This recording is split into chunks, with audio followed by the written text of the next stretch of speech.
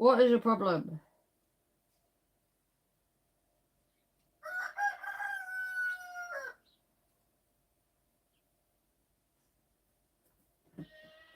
What's your problem?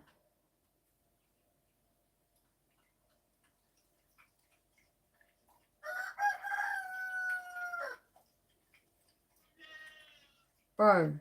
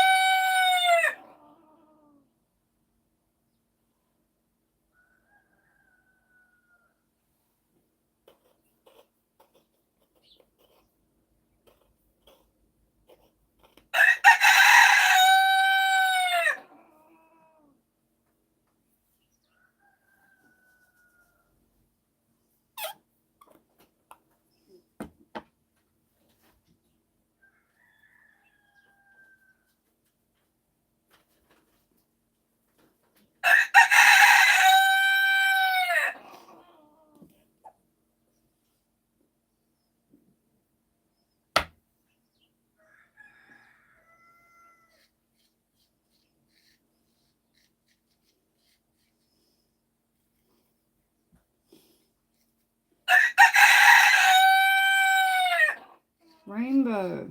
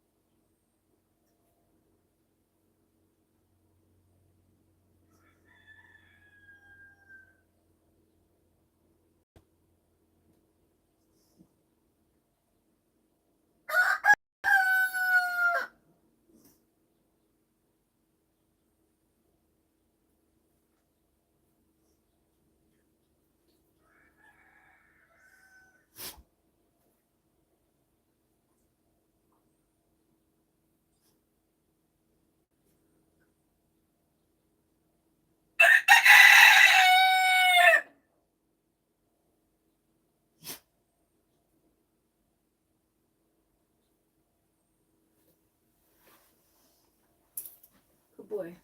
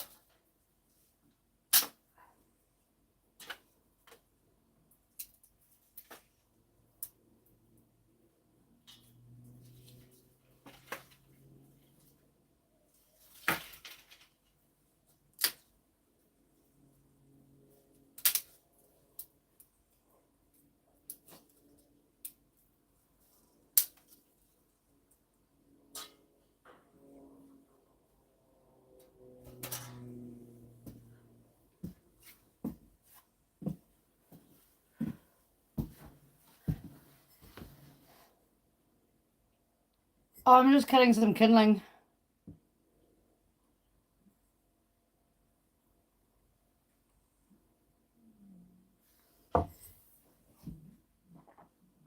It's the remnants of an arena that I built. That's why everything's really circular, because I've had it shaped as it grew around this, all these different stakes around this tree, so that I could like put the goats in like a little arena when I wanted to have them like completely off chain and like have a run around. But yeah, it's kind of in the way now. It's kind of in the way now. They're bigger. It was ideal when they were small, but now they just want to rub on it and scratch on it and just get tangled on it. So I'm cutting it down. And then I'll cook the dogs dinner on the fireplace.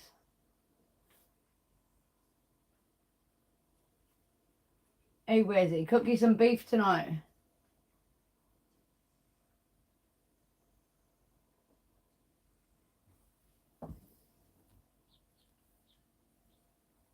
So yeah, I'm not making anything with it. I had made something with it, and now it's sort of outlived its duties. And in place, because the big tree that you could see, this bush here, it's around the whole base of that tree, built into the grass now, because the grass is eating it up. So it's like a grass wall around the tree. It's really cool. So I had to peel some of the grass back in and unweave it from the grass. But yeah, I'm going to drag one of their houses down underneath there and have a run going from there all the way down the rest of the hill, rather than having to move their houses every day.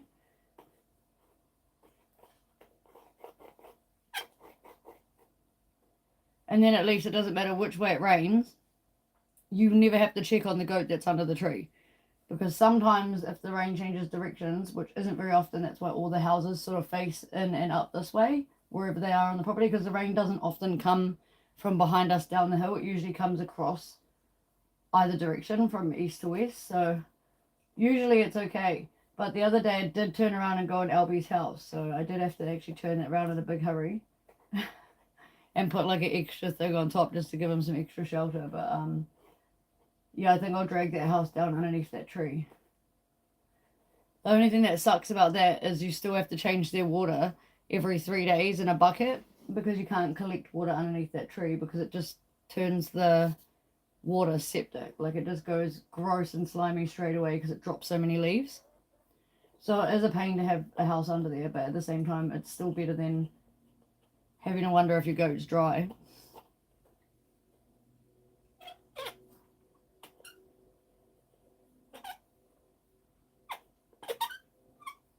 And then basically one goat will eat one entire side of the hill, and the other goat can eat the whole other side of the hill, and it will be happy days, because then it will all be nicely mowed down there. And when my little cousin gets back, he'll be able to ride his bike back up and down there.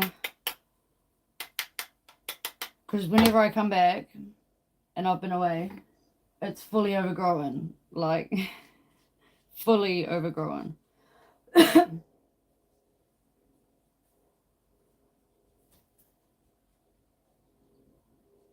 don't know what they do with the goats, but yeah, it's like they definitely aren't anywhere near the house.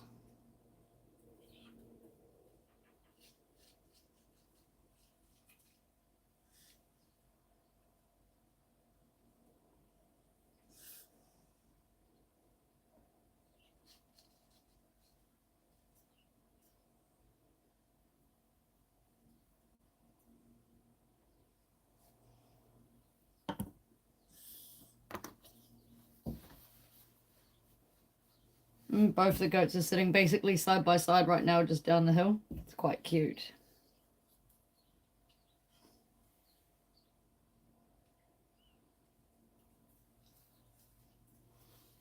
Who, the goats? Do they come back every day, do you mean? Or my little cousin? My little cousin. No, he doesn't come back every day. Usually, like, they go away for a couple of weeks, and then I go away for a couple of weeks. And then, you know, like vice versa. We're just usually here for like a train crossover period. Have like an hour or two catch up, and then one of us leaves. So yeah, I come back and it's like fully overgrown. But when my cousin's here, her son's here full time. But they're down in Auckland today. picking up some pills for the dog and stuff.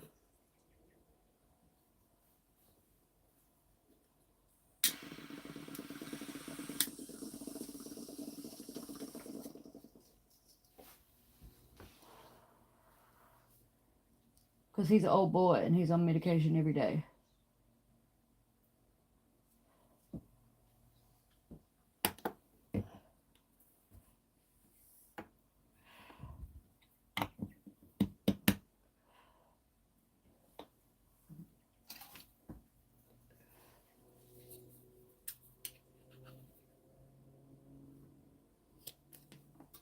Oops, that went flying.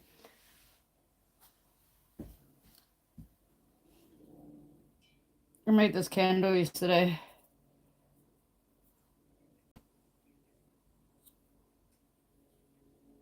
It smells like watermelon. I made it out of like a multitude of different candles that were just left over. Like candles you couldn't burn anymore.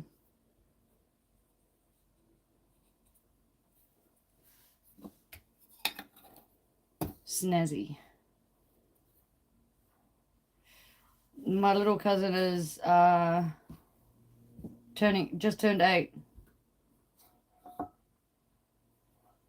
Just turned 8.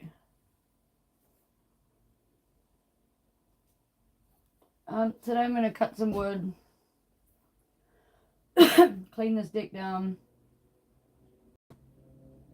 clean all the hay out of the bath, because I've sort of been using the shower room as the hay room this past 2 weeks. Because the weather's just been so shit, I just didn't really want to leave it anywhere else and trust it to stay dry. So I need to clean the hay out of there so that I can take a shower today before it's dark.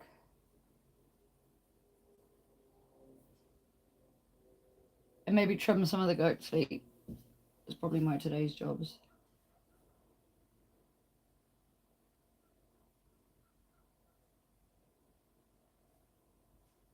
I hear heaps of turkeys though, so I kind of, I'm not gonna lie, I kind of want to go for a little escapade down the hill. Look, they're so close, they're just down the hill there.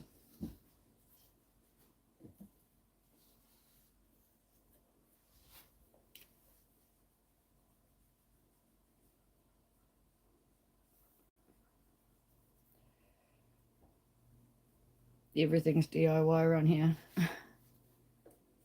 Everything.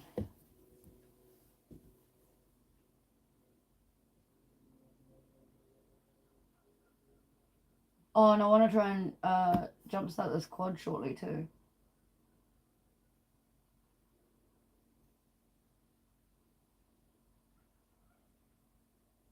Probably going to try that in like half an hour or so. I probably could try it now because it was sitting at 12 volts when I tested it last.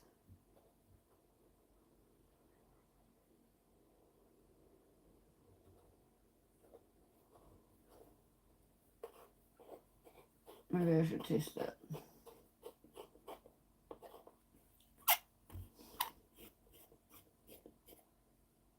See what it's sitting at.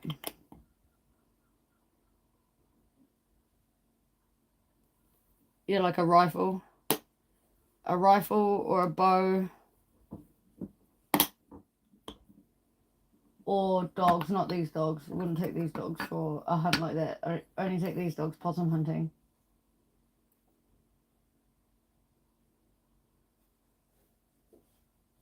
But to catch a turkey, probably a rifle. Probably the rifle.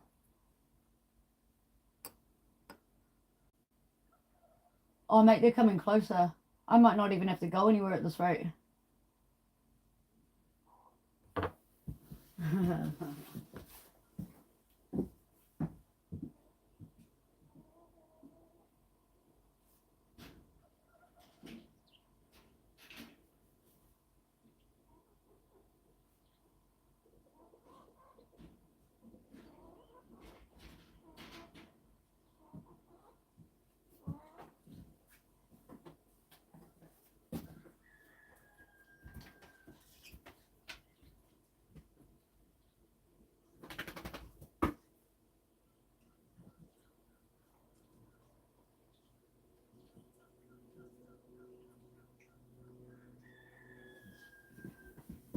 Yeah, they're definitely coming closer.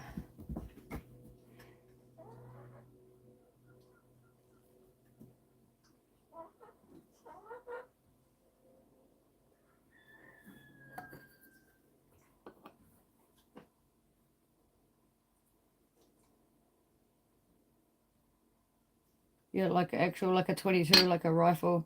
I'm just watching the top of these pines move so I can see that they're actually coming closer. So I'm just going to have a cone and then go sit on my pew around the corner, which is like a little wooden block. And hopefully they appear at the top of that hill in a couple of seconds. Yeah, other birds are moving now, so they're definitely getting closer. Let's go see if we can catch a turkey.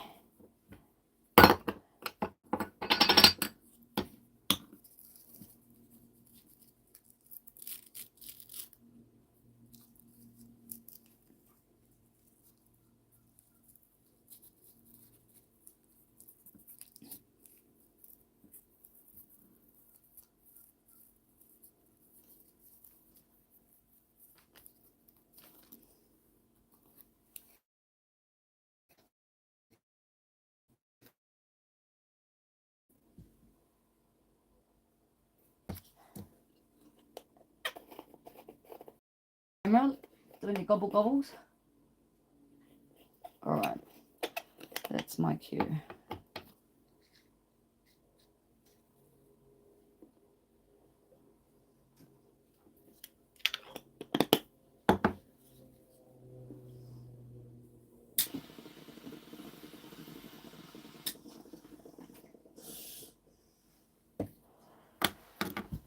Back in a moment.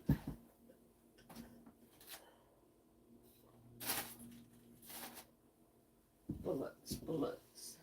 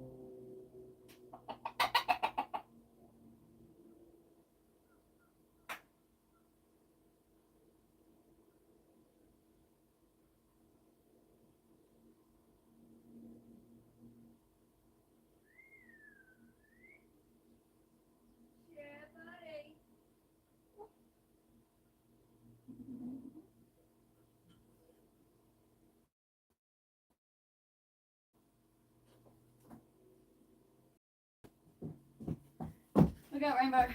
We got him. We got him.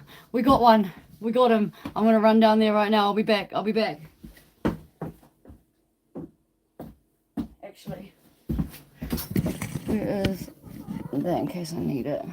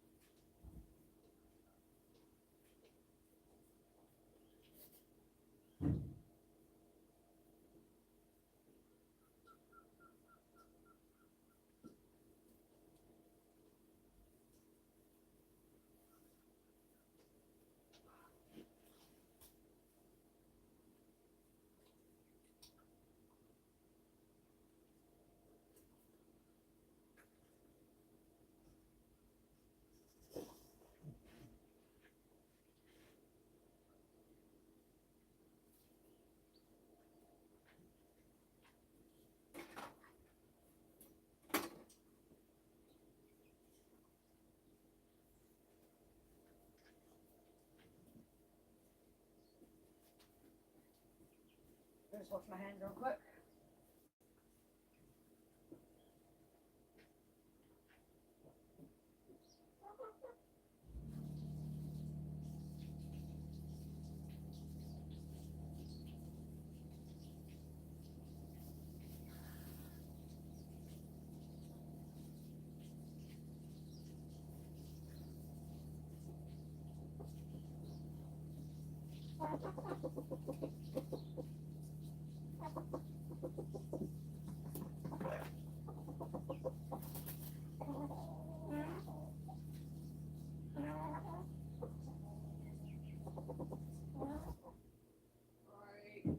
I'm not going to show you the whole thing because I might get banned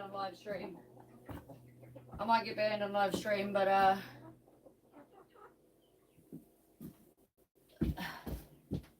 yes, I'll show y'all. Oh, some fresh little feathers, mate. Fresh little feathers.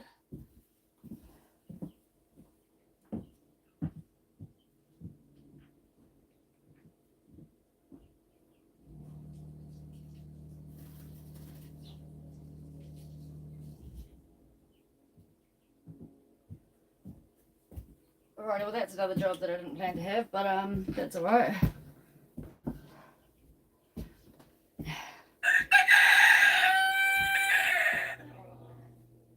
I'm gonna have to be plucking that now. Holy moly. I think it took me 5 shots. I was shooting between the pines and the I don't know what that is. Top of a toltera, I think. But I got it. We got it. I'll throw some of that up on the fireplace very shortly. I knew it was getting close. I could just hear it. The rest of them are gone now. Long gone. Just the 22. The old snaps. Psh, load it.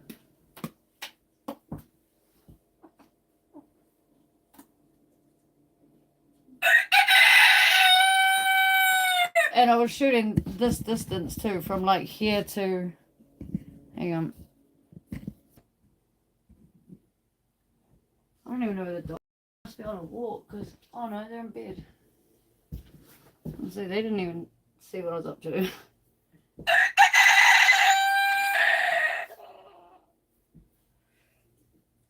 What is the time?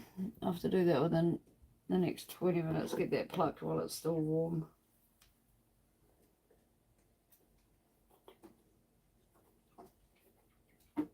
It's not ideal otherwise.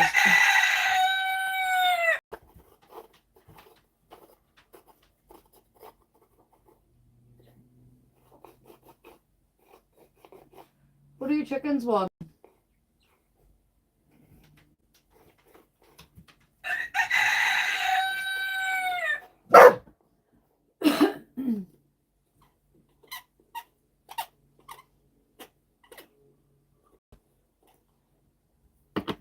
Right, test this battery. If it works, jumpstart the quad.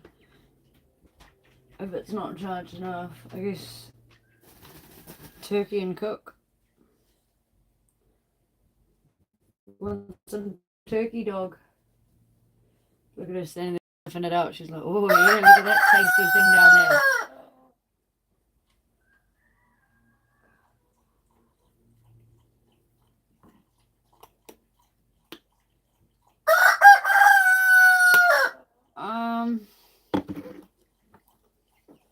Probably like a 200. Excuse you. Probably like a 200 and I don't know, 220 and 250 pound wild pig. Get out. Yeah, wild pigs for sure.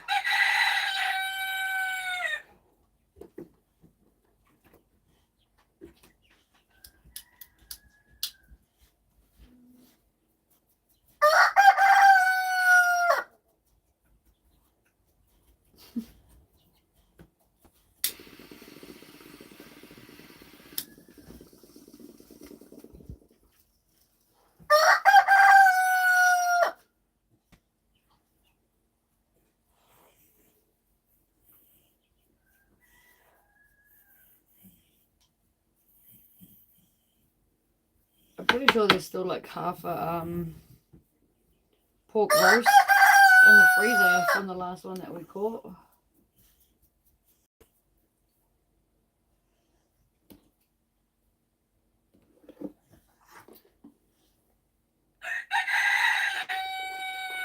Just hung it in the bro's barn and like processed it there. It's pretty choice. No need for a butcher if you've got a sharp knife, I suppose.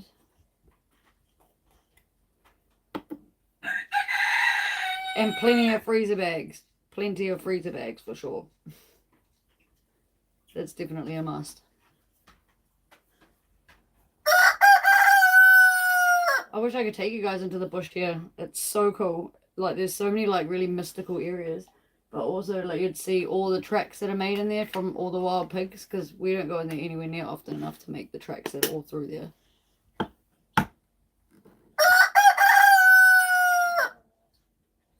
I've never been for a hunt, ever. Like New Zealand's like the ideal place for it because it doesn't matter where you are in New Zealand, there's something that you can hunt legally at any time. Down the line you'll find wallabies, which you can catch whenever, I'm pretty sure. There's elk or deer or whatever you guys call it. What else can you hunt down the line? Pigs. We've got duck season where you can hunt ducks at certain times of the year. You can go eeling. You can obviously go for a dive and catch crayfish and stuff. There's crayfish in both freshwater and saltwater here. Oh, yo. Yeah, definitely. You'd definitely be able to hunt pretty much anywhere you go. And if wherever you stay at, even if they're not hunters, like they'd probably know somebody who does hunt or somebody who can take you out with somebody who hunts because yeah, virtually everybody in New Zealand, unless you're actually a city-born city slicker and you still stay in the city slicks, then there's some hunting descendants there somewhere along the lines that you'd find.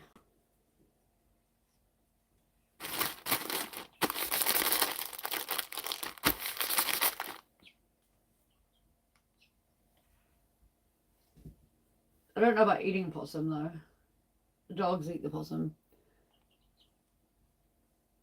I mean, you probably could eat it. I don't know. I've never really looked into it, but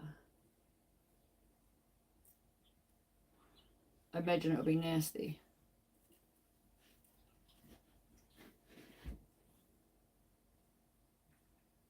And there's places here that you could like go eeling with like a line if you wanted to, like a fishing line or whatever. Or like you could do like the traditional like Māori style where like you do like a harakeke, set up like a flax net, which takes you like a couple of hours if you've never done one before to learn to make your own harakeke, which is quite cool. And put some rocks in the bottom of it, tie a couple of long pieces of flax to it and have it on the shoreline attached to another rock. And then you go for a swim and have a paddleboard around in the river and ship for a couple of hours, have some lunch, come back to it, and generally you've got some freshwater crays or like a eel in there that you can take home. Or you can go even more traditional, which is before the harakeke, is where you just jump into the river, like usually fully clothed, and use your sweatshirt and you pull your arm right into it like this, and you keep the hole open and you put it into the dark part of the tunnels, like the coves and stuff where the banks are, where the eels live, and the eel will, no joke, swim up your sleeve, and then you just grab a hold of it and out the river, straight yeet that shit onto the bank for somebody else to get. Throw it into the bucket. Yeah, eeling's pretty choice. You do that at night time. You go down at like 10:30 at night to go for a eel. You just always remember, don't, if you're going to eat and smoke your eel like the Māoris do and stuff. And some white people here do it, but mainly it's the Māoris that eat the smoked eel. When you pull it out of the river and stuff, because you're obviously doing it at night time, you can't let the moonlight touch the eel. It's not a tradition either. It's like you actually can't let the moonlight touch the eel because it actually starts rotting the flesh straight away. Bizarre, eh? So you hang it underneath the shade of a tree, or like put a sack over the branch and then like tie your eel up underneath it, so there's no chance that moonlight's going to get on it, because you don't want to take back a rotten eel to smoke. Like, that's not ideal. But yeah, that's how I eel, straight in the river, like with my hands. Some people aren't really a fan of it because I guess they're just worried about the big slimy thing or the feel of it, or maybe they think it's going to bite or something. Touch wood, I've never had my hand inside one of their mouths, and I mean, some of them are pretty big, but for the most part, they just swim in blind, you know, like nudging around trying to see what's in there. You just whoop a snap and you whack that shit straight up on the bank, and there's your dinner.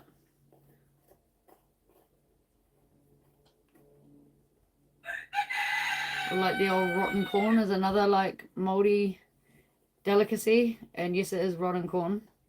I can't remember what the Māori name is right now for it. That's just gone out of my head.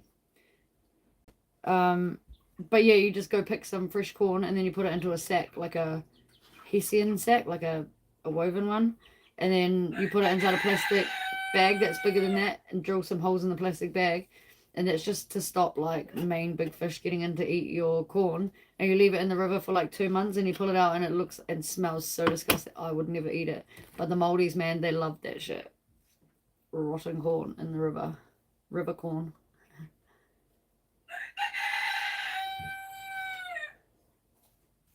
And yeah, there are places around here too that you can just go to, like between here and my actual house. There's the Wairoa River, and they've got a massive waterfall there. Now, it's pretty gross. Some people do swim at the base of the waterfall. I would never. It's pretty gross when you see what's at the top of it, because it's all like runoffs from farmlands and stuff. But if you climb over rocks for like 5 minutes, you'll come across like some mean ass pools, and there's heaps of wildlife living in them, and you can literally just catch eels with your hands like this and just put them in buckets. Like, it's pretty cool. And that obviously where the wildlife are, you could swim in those places, no trouble. But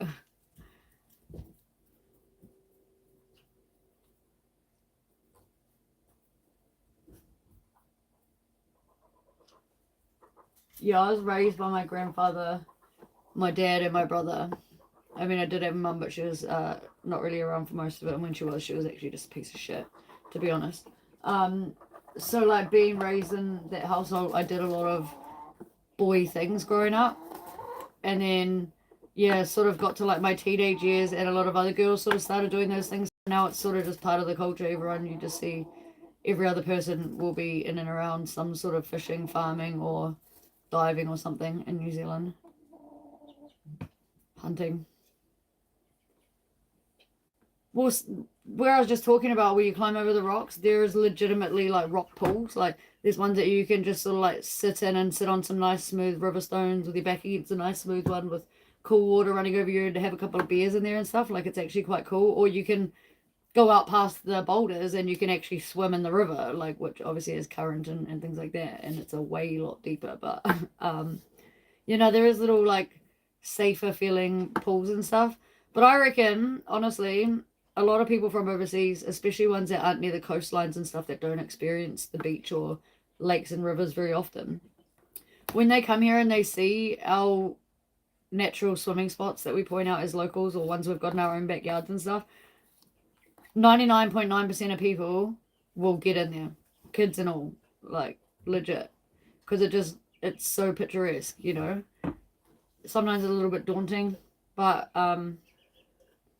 yeah, if you go with people that are legit locals, they'll show you like the coolest spots. We don't have crocs here. We don't have crocodiles. We don't have alligators. We got sharks in saltwater like everybody else. And sometimes you might find them up in estuary on its way to freshwater. But for the most part, 99.9% of the time, our only predators are in the open ocean. Oh, only human predators anyway, in the open ocean. No snakes. At the zoo, yeah.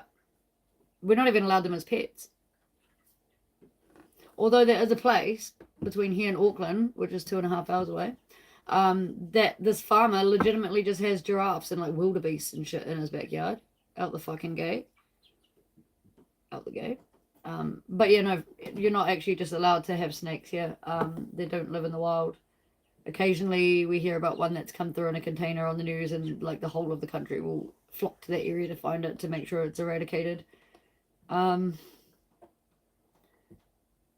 Yeah, we got possums that are like pests to the country, but for the most part, they're not predators to us. They're just predators to other smaller animals and birds and our fauna.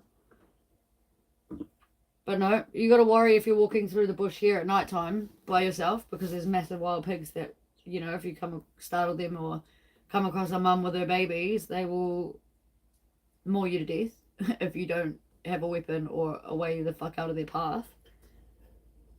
So, I mean, I wouldn't advise walking through the bush by yourself if you don't know the area or you're ill-equipped. But we don't have bears, we don't have snakes, we don't have scorpions, we don't have anything, we don't have fire ants.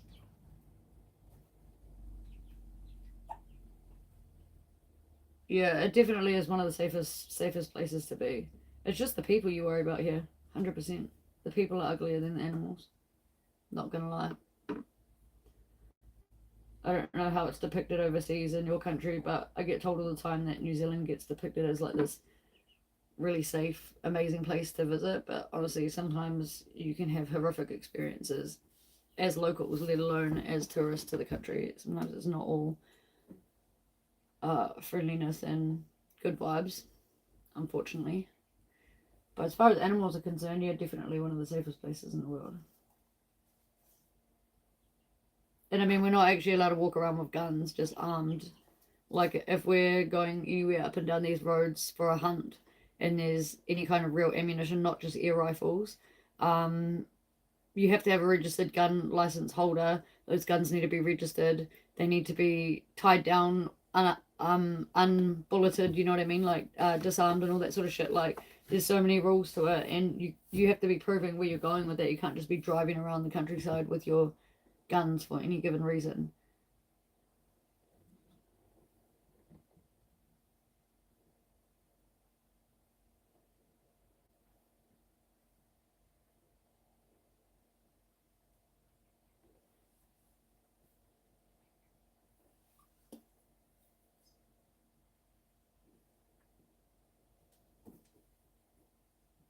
Get out of the house.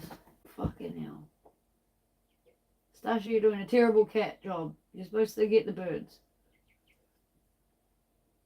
He's like, I'm just sleeping, bro.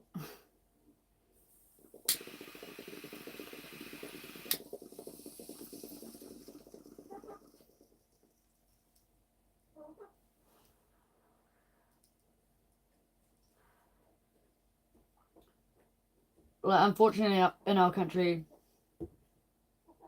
a lot of people take advantage of other people. If you don't have knowledge of things, how much things cost. Some people might be like, oh yeah, it costs this much, and take your money and go get it for you or whatever, take half the money and then, you know, sort of expect to share whatever they've got for you or whatever, whether it's food or bought you a car or whatever, you know. Like, some people just take full advantage of people. Also in Auckland City Central, like, there's a lot of like home invasions. They happen across the whole country, don't get me wrong, but there's a lot more crime and stuff that goes on in the central city there that goes unreported every goddamn day, from shootings to all sorts of stuff. And I know that because I lived there for like 5 years, and half the stuff, if not more, was not reported on the news at all. It was insane. Um, yeah, and it's usually the reason for that, usually because the mayor of the district in the area is usually closely tied to the high parts of government in some way, or like at one point was Jacinda Ardern, which was our prime minister as well. And so nothing from that area wants to get out in any sort of bad way, shape, or form to the media, because then obviously she's not doing their job right and stuff. And the same still applies now. Like, so much shit goes on. People get robbed, people get beaten, all sorts. Like, it's crazy. It's just not it's not the safest of places to be unprepared, you know what I mean? Like, don't just arrive and think it's like as amazing as it looks, because yeah, not everyone can be trusted is all I mean by that.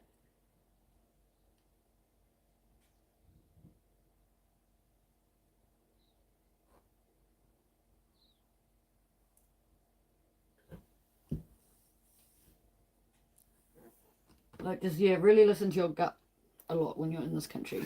Like, I feel, don't listen to what comes out people's mouths. Listen to the feelings that you get when you're around people. You know what I mean? If something's telling you not to go on that trip that they're recommending, like, just don't do it. If somebody's telling you not to take that bus, don't take that bus. You know, like, just really listen to your gut. That's all I mean. Listen to yourself as opposed to other people's bullshit. Because yeah.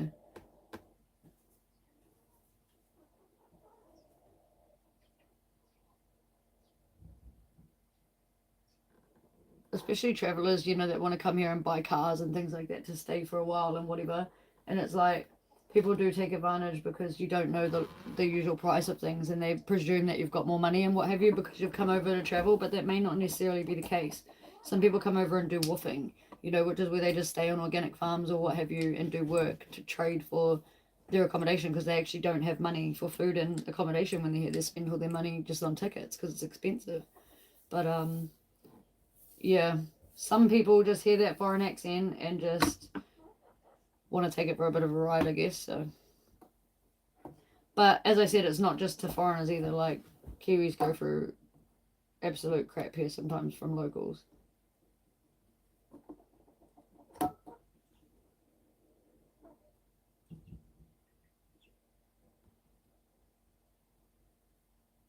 But then I moved out to the middle of nowhere, so I don't have to put up with everyone's bullshit and ugliness that goes on. And people just walking past other people's struggles and suffering every day, but trying to make out like they want the world to be a better place. You know, like, it's bullshit.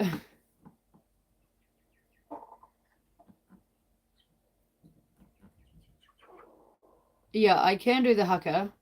Um, I, as a female, only ever perform the haka at funerals for the bros, because the haka for the most part is like a Māori war dance is what it originally was. Like a tribal war dance or whatever. Slight variations for each different tribe that there was, but predominantly still the haka.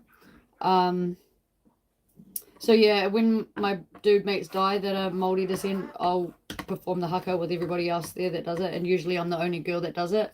I'm also usually the only girl on Māori urupas that partakes in the burial, because that's not a female job, but fuck, I don't give a shit, mate. Like, if that's my best mate that's passed away, like, I'm gonna be there digging that grave. I'm gonna be there throwing the dirt on. I don't give a damn what protocols we used to have back in the 1300s. Like, I'm sorry about that, but like, no. No. So yeah, like, I do partake in those acts, but only at certain things. But like, the girls do like kapa haka and things like that, where we have like other dances where it's like a lot of kireros and like, yeah, spins and poies and things like that, with like those spinning balls and whatnot, where they, you know, a little like hip shaking, foot stamping and whatnot, singing. But yeah, it's the men that usually come out with the hand stomping and the meaty, you know, like deep, almost heart surging sort of like deeply felt dances. My old boss, I used to work for this company called Fraser Painting, and my old boss, there was like 30 of us that worked there for this guy, and I became a foreman pretty quickly, so I had a team of like 12 underneath me on this particular site, and there was 2 other foremen on other sites. Now, we were all informed whenever we started with that company that they had a law in place that if they ever felt frustrated, stressed, or just anything about anything going on, whether it's at home or at work, the boys or anybody, I was the only girl that worked there, were allowed to stop at any given time and go out on the grass or whatever out the front and just perform the haka and just get some extra energy and stress out and whatever, and then come back to work and be in a better frame of mind. Now this worked. Like they'd been doing it for years. Like this company had been around for like 15 years, and he implemented this like 8 years ago, and apparently it was just a really good strategy. Anyway, the site that I was working on was this Persian lady's site.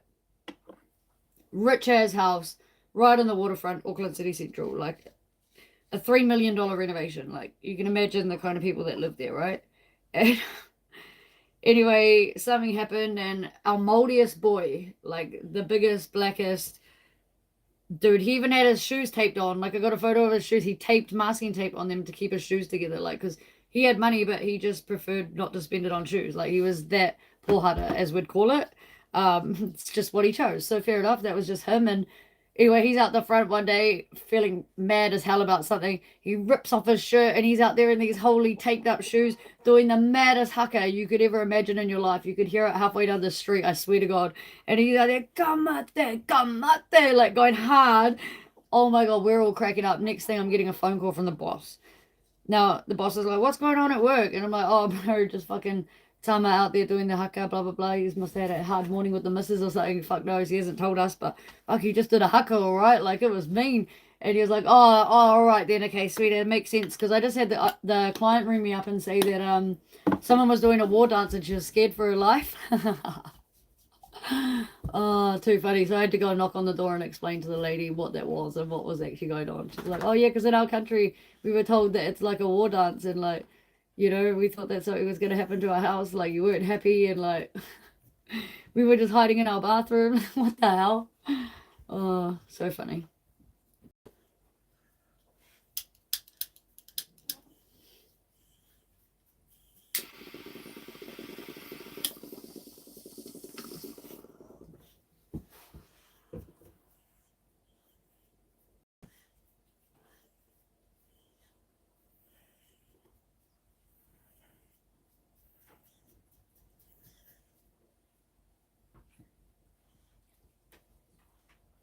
Yeah, to be honest, I don't know what would look worse if he had taken his shoes off and just done it barefoot or just kept with his wholly taped up shoes, but it was pretty funny. It was pretty funny.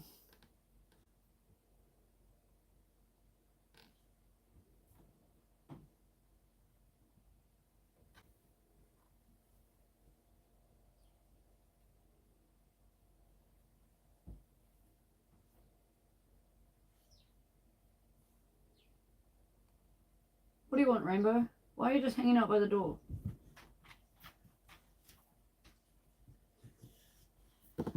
I wonder if I lift that mat for the other chickens if they'll eat the fucking worms, because that dumbass blind chicken didn't.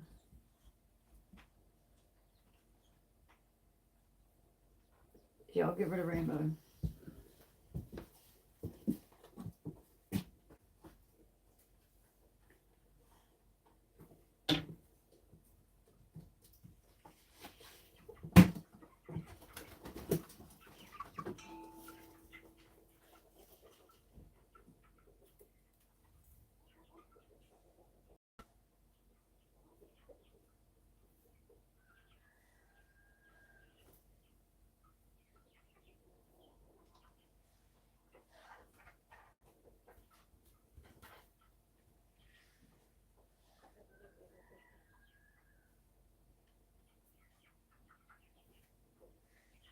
Rainbow, if you want food, you gotta go there.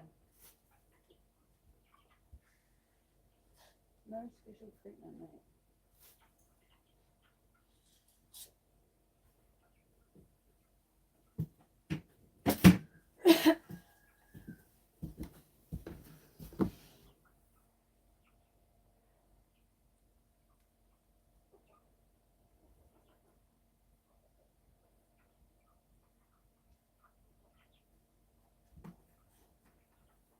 Oh yeah, I'm gonna have to have a look. I'll have to have a look at that online. I haven't actually haven't seen that.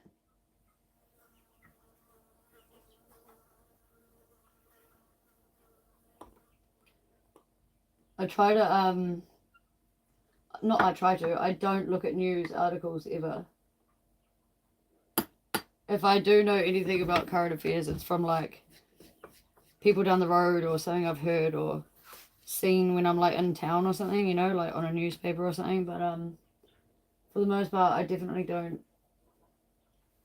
go online looking at the news, and we don't have a TV or anything here to listen to the news or watch it. So I sort of live outside the bubbles when it comes to the government and stuff, because it's just so bullshit. It just annoys the fuck out of me. They're just so bullshit. It is the same in any country. It's just such an unjust system. It's not even a system. It's actually not even a system. They call it a system, but it's actually not. It's just glorified dictatorship, really, because at the end of the day, it doesn't matter who's in parliament in any given country. Whatever they say goes, and we don't really have 5/8 of fuck all say about it. And half the stuff they've done before we even do know about it, and it can't be undone. And it's like, they'll throw other shit at you in the media that's going on that's horrific to distract you from something that's way more horrific until after the fact or the day of, and then it's like, what the hell, like, how did we miss that? But it's because they had something else going on in your face, and that's what they were portraying in the media, because they can control that too. It's so crap.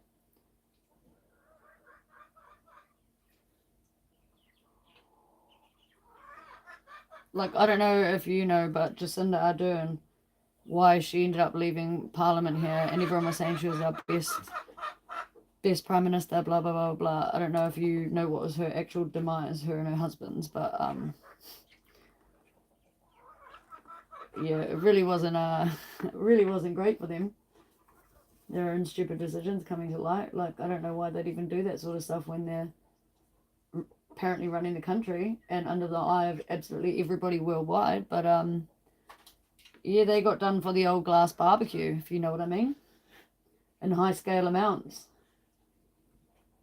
If you go back and you watch some of the interviews of Jacinda through COVID, check out her eyes, check out the way she's looking at the camera in most days, blah blah blah, having a geeze around, sweet as, and then other days she looks very stressed in the face, very tense, almost as if she is clenching ye old jaws, like she's got the swangers going on, and she's like this, very fixated on things, and very avoidant on a lot of things in those particular interviews. In the end, it came to light, and she blamed it all on her husband-to-be at the time, because they were engaged to be married very soon, like a couple of weeks away sort of thing. And up here in old Whangarei, the old husband got caught doing some massive underhanded deal of the salty stuff, but not salt, if you follow my drift.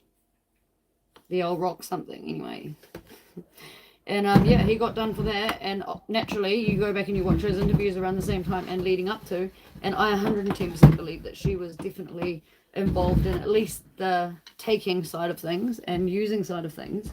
But yeah, craziness. So that's not long after that she handed in her title or whatever she did, and somebody else took over. But it was in the media and everything here, but I didn't know how much got out overseas. But have a Google ski on that one. I don't even know if anybody ever got charged in the end, because New Zealand just tried to sweep it under the rug, because at the same time we were having a massive protest down in Wellington about, I think it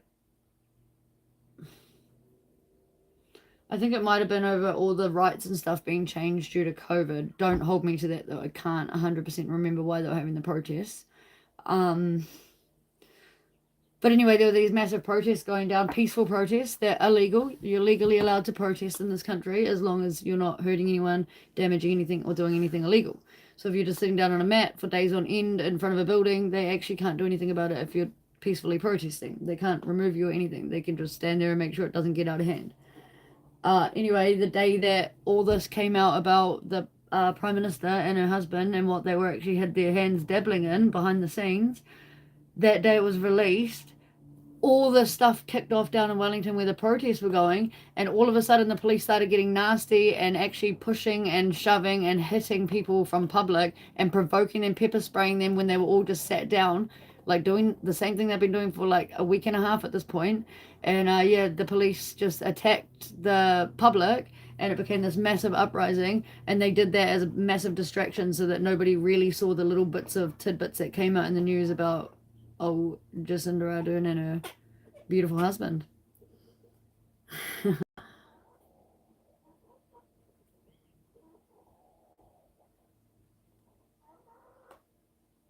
Yeah, no good, no good.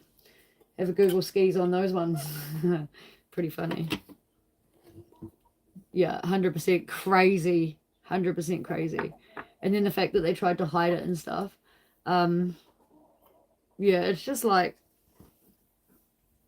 it's just insane. If it was anybody else, it wouldn't get hidden. It wouldn't get swept under the rug. Like, it's funny that all those protests were absolutely fine right up until the day that that got released in the media. Then all of a sudden action was taken on the public down there because that was so disgusting what was going on in Wellington that nobody really cared right then about the convictions that they were facing. Yeah, it was crazy because people were actually getting injured and hurt, and children and stuff were part of the protest. Like families were down there, and yeah, it was madness.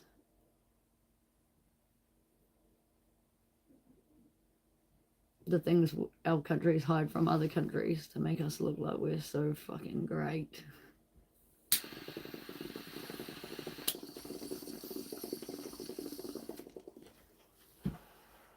Like every country is so much better than every other country. When you open us all up, we're all the same on the inside. So I mean,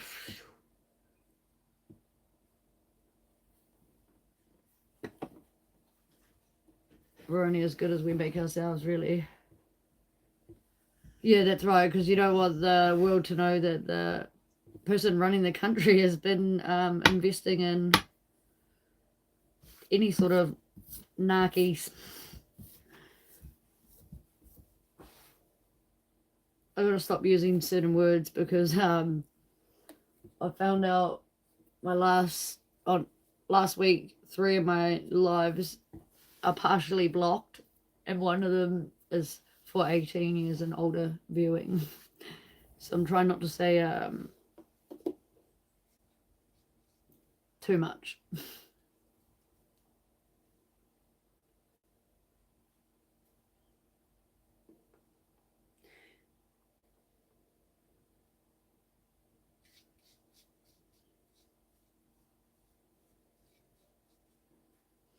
It's just crazy actually that they even like limit stuff. No, yeah, 3 of them are partially blocked, 3 of my lives. So I don't know what that actually means. It just is partially blocked. I haven't actually looked into it. And then 2 of them are for like R18 viewing or something like that. Or one of them just has an exclamation mark anyway, and then one of them says R18 only. So I don't really know. But 5 of my lives have been fully affected from just talking the truth. And it blows my mind. Like I get making stuff R18 when there's certain content that's been mentioned or what have you. But for a start, when I enter my lives, I specifically click it's not for children. So I don't select that as R18 viewable only. I don't get that option when I'm setting up my live on my phone. But I do get the option to say whether it's for kids or not. And I select the option that no, it's not for kids, but it's a public viewing. Right? So technically, I should be allowed to say whatever I want to say on here because, I mean, why would they say it? You can't say certain things. It just blows my mind. Get if you're running like a kids show or a kids channel or something and you started talking about victims of any sort, like I could get it, like that you'd get your stuff partially blocked or whatever because kids ain't foreseeing that. But would you get strikes and stuff just for talking about your government or talking about something that happened to you as a child or something? Like it's pretty messed up that you get strikes with that.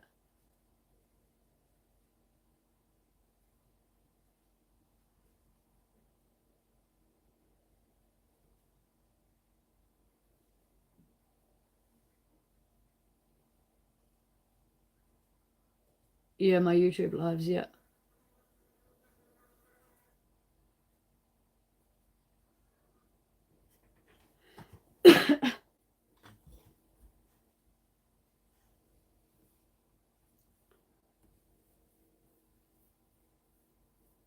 Yeah, though it's like your own channel, like you're not actually allowed to talk about whatever you want to talk about on there because they just block it.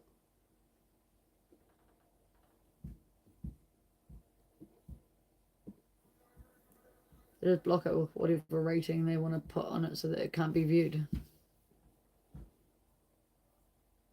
And I think if you get enough of those, then you start getting strikes, which then start affecting your account. You get enough strikes, you get a ban for like 2 weeks, and then you carry on getting strikes, they'll ban it completely, but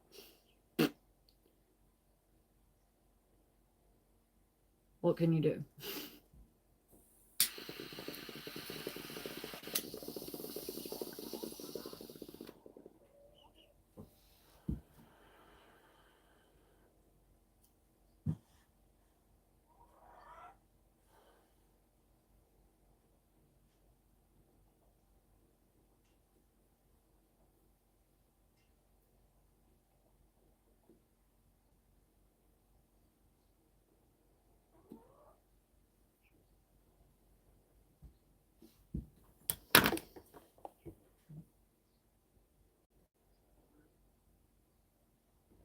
What time do you work from normally?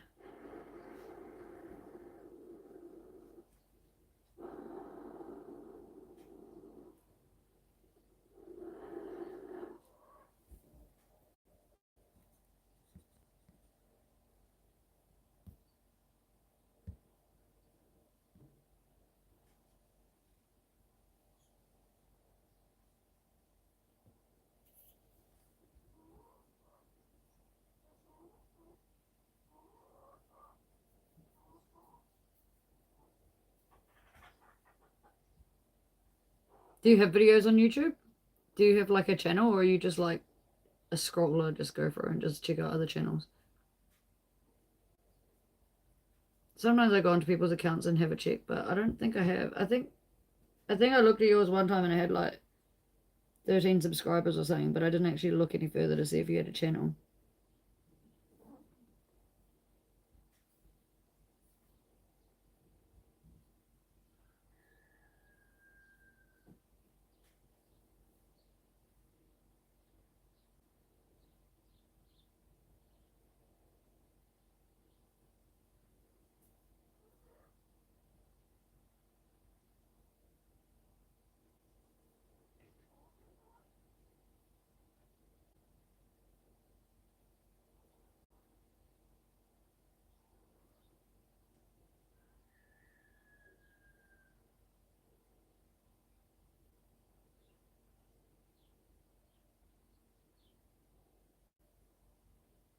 How did you get locked out?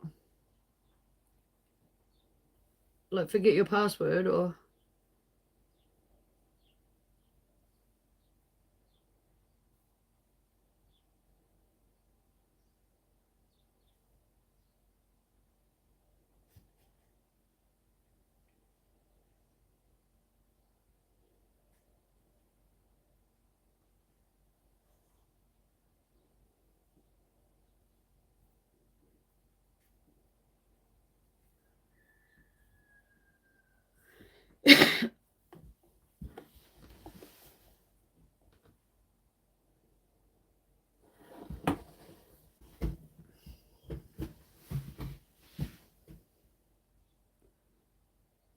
how the hell do you get strikes from teaching information technology?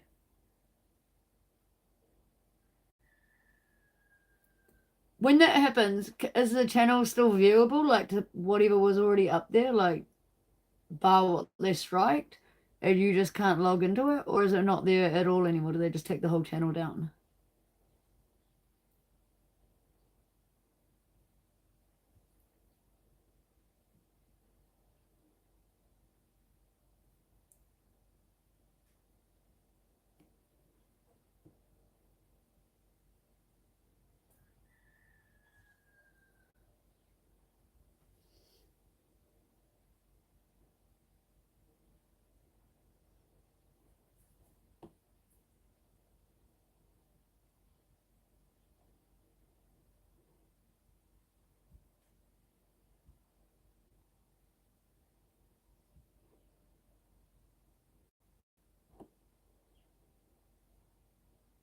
You're right, LB?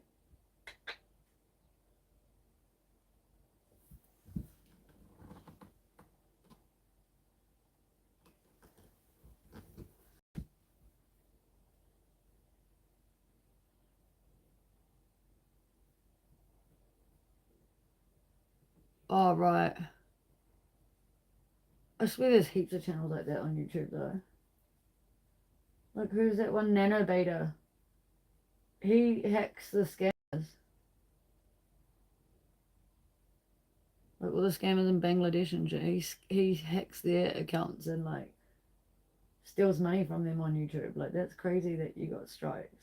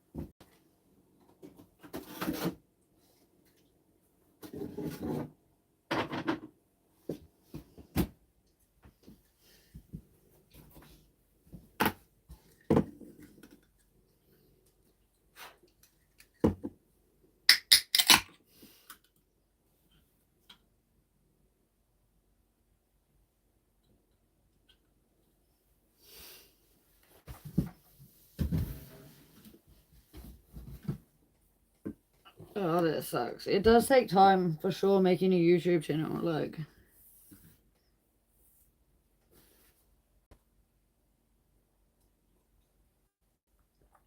my drink's actually frozen. I can't say the fridge isn't working, can I? Shit.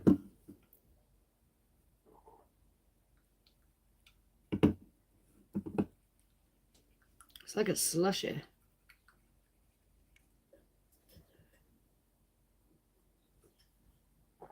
It is exactly a slushy.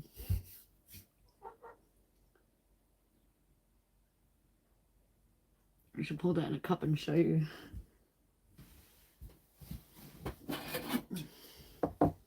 Probably be easier to drink in a cup.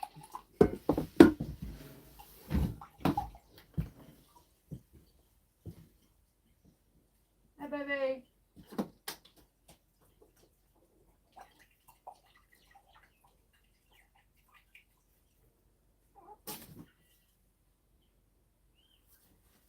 Oh, watch out, chicken. Oh, I should watch out because it's a blind chicken.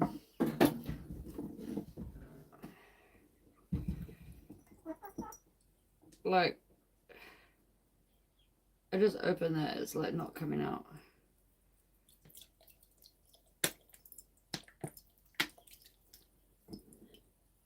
Jesus.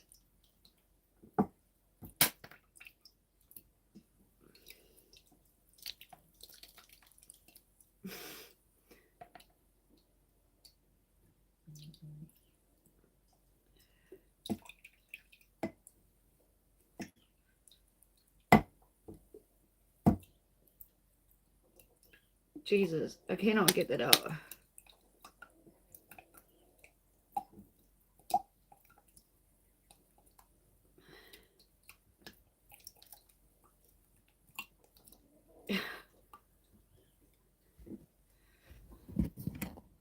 It's legit a slurry.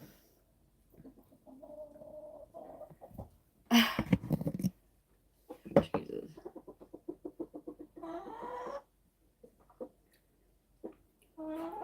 That is so cold.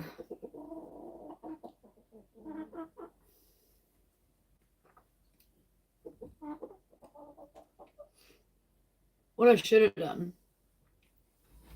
or what I should do, is put the other one back in the freezer, leave it in there for like another hour so it goes rock hard, then cut the can open, put that inside here and top it up with a cold one.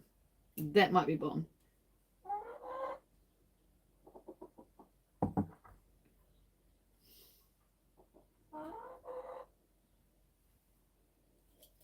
Slushy.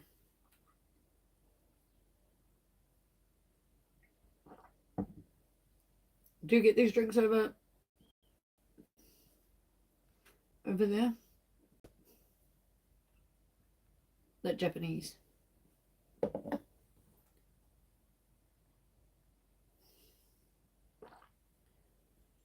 Rainbow, why are you inside?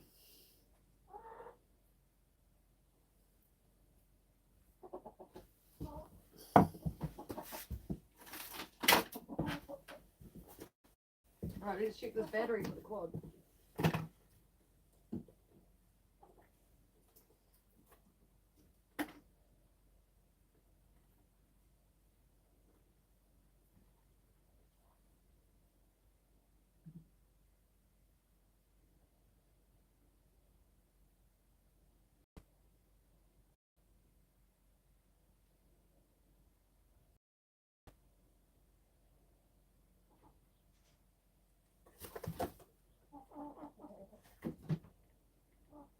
Where are you gonna stay tonight? Where are you gonna stay otherwise?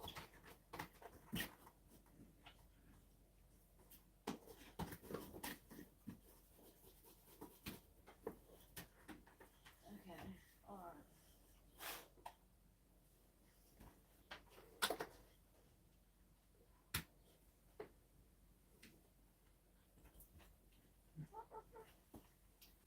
We have one fully charged battery. Oh, hold on, I'll get him out.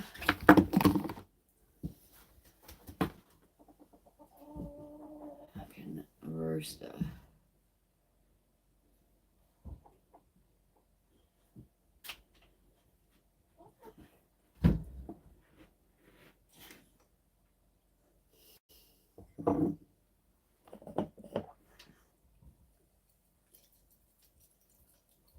It's legit slushified.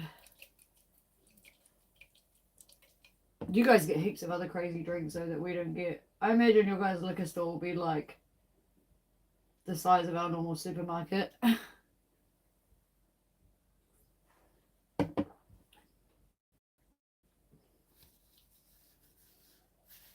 Most of our liquor stores are quite small.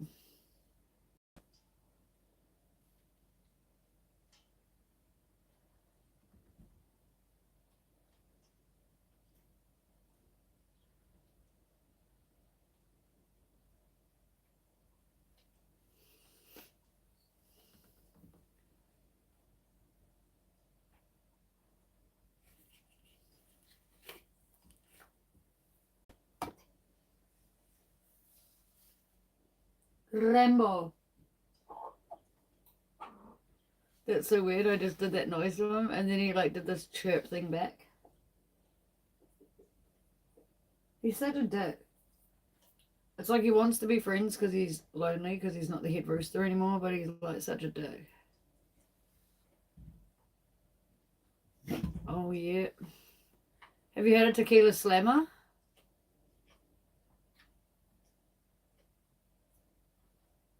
Just one. Just one's blind. Only Ginge.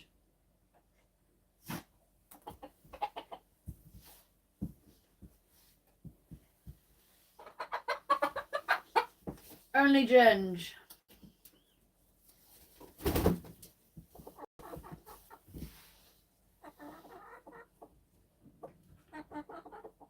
Yeah, tequila slammers.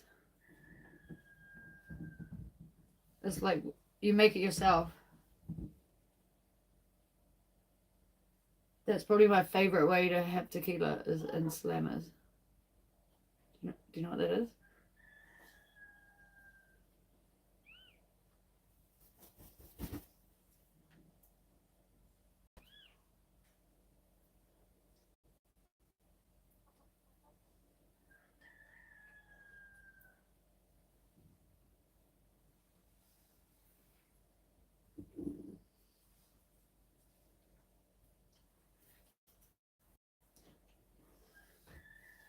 Yeah, it's funny, my dad doesn't even drink alcohol, but at like my 18th party and like my 21st party and stuff, like he served all my liquor that I bought for everybody. And yeah, that's the first times that I tried tequila slammers. And like you can have it whatever flavor you want, Coke, fucking raspberry, whatever flavor drink you're drinking, you can have it in that fizzy drink.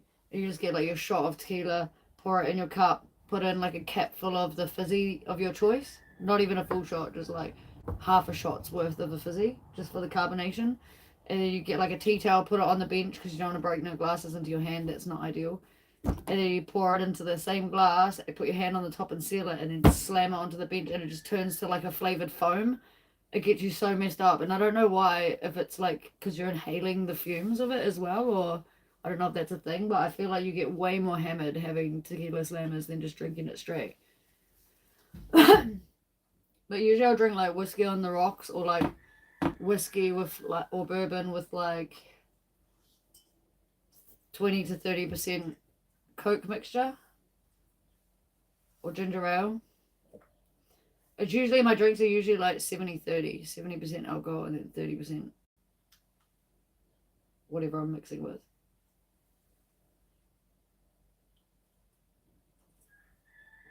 But I'm not like crazy stupid, although my strengths are strong. Like, I don't sit there and smash back like 10 of them. You know what I mean? Like, I would just sip away at like 4, because you're drinking probably the equivalent of like 10 drinks in like 4 drinks, to be fair. No, I wouldn't call this on the rocks. This is just fucking 6% pineapple juice, basically.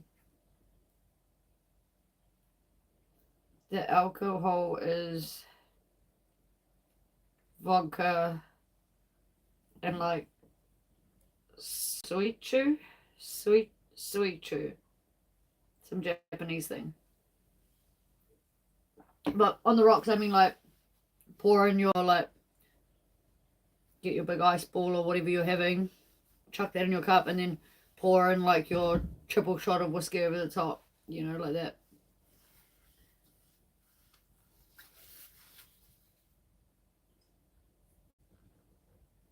But it all depends. It has to be a good whiskey or good bourbon to have on the rocks. Otherwise, it'll be mixed with like 20 to 30% of like fizzy or juice or whatever else. But I do love a Long Island iced tea, which is the strongest alcoholic drink you can have, because it's like 5 shots of all this different shit, I think.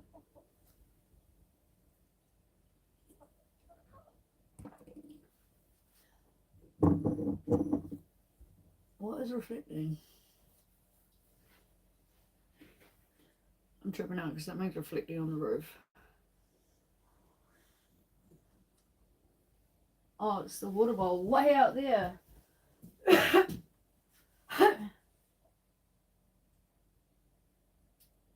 I should push the cord up here and see if I can start it, really.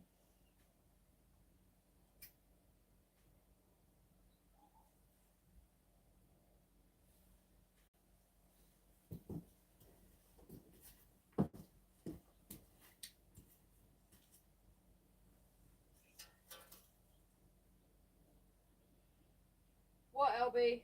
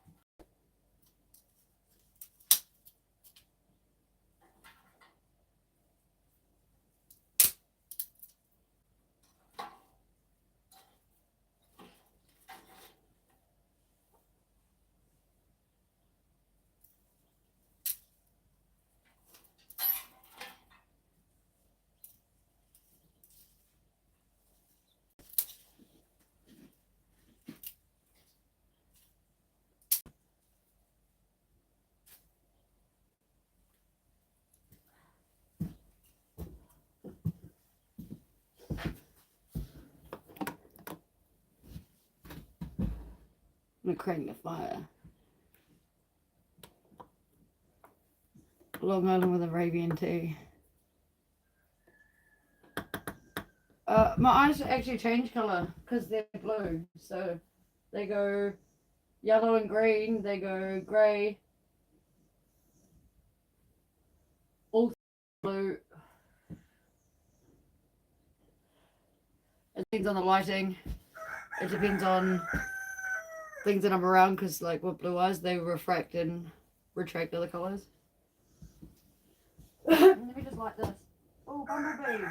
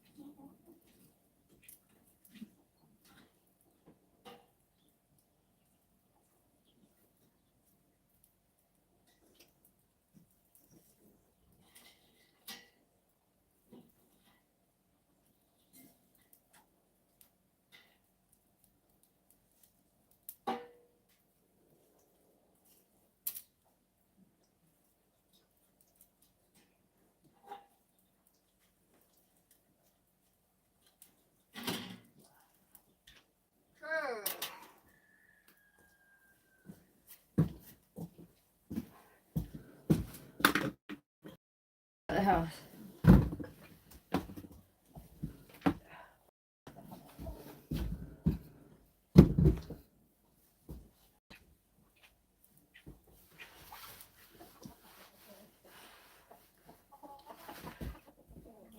Can y'all see the fire? Oh yeah, you can't see the fire going.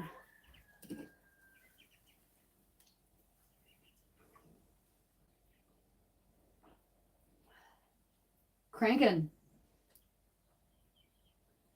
We'll be cooking with fire soon, guys. Little chickens, wanna hop in?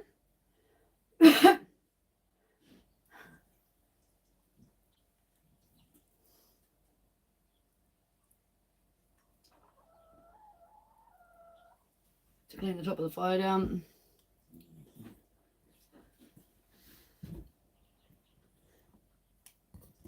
go. Zoom in a bit so it's a bit better. Bit of a better view. Chickens look huge like that. Shit.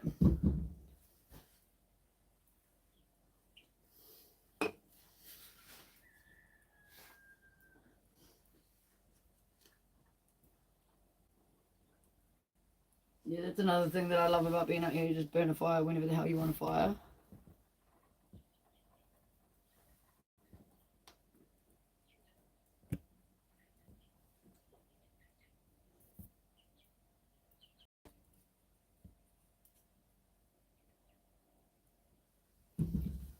Alright, she's cranking.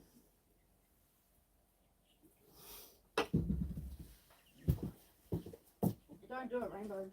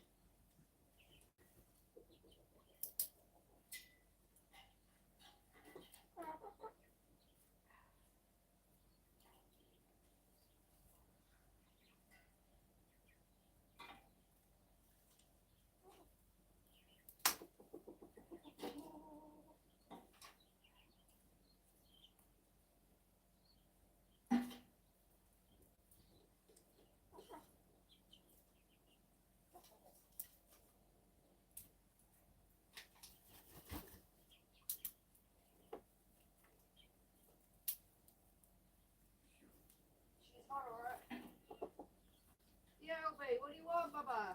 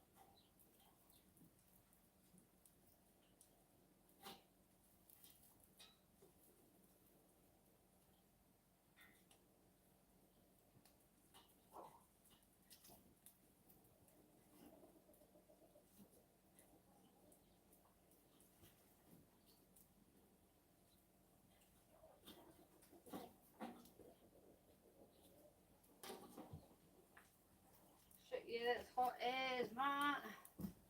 Hot as.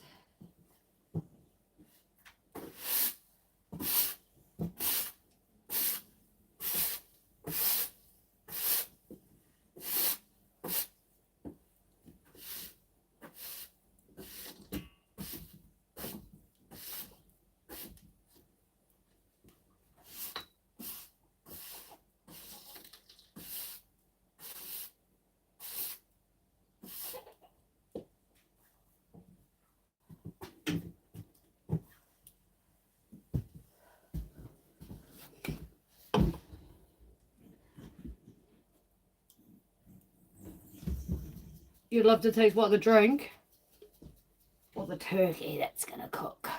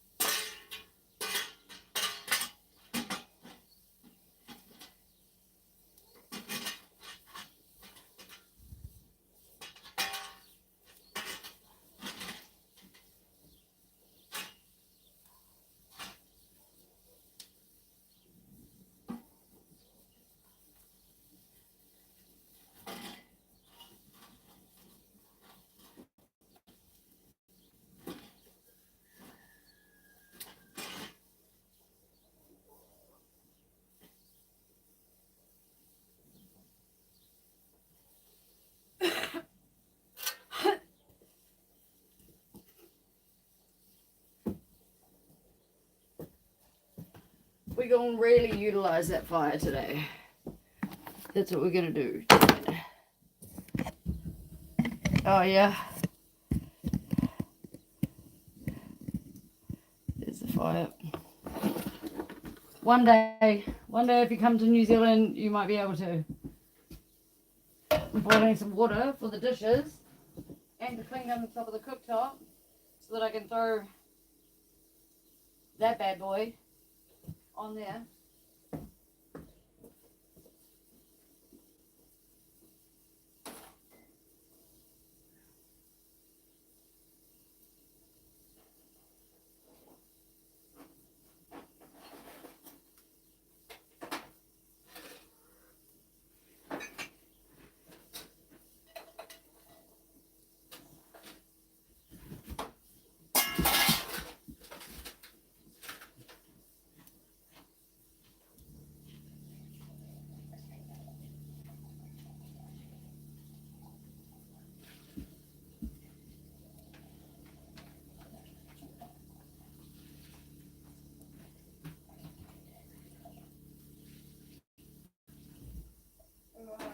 Yeah, yummy and Cody's.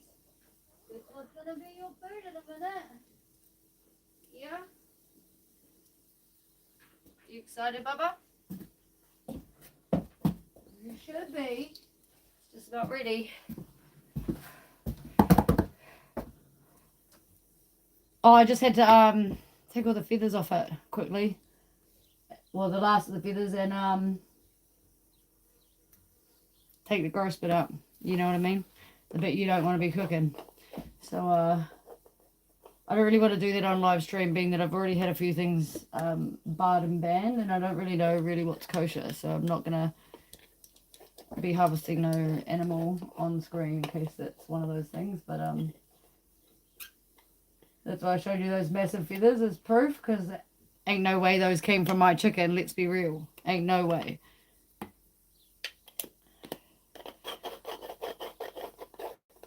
As soon as that water's ready, I'll clean down the cooktop and we will get to cooking.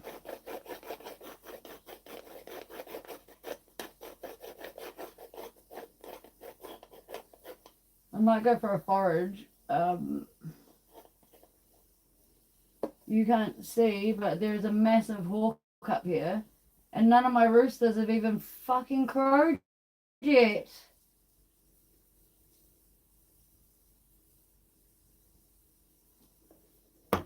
You can't see that, I don't think, but I'll try. Where did he go?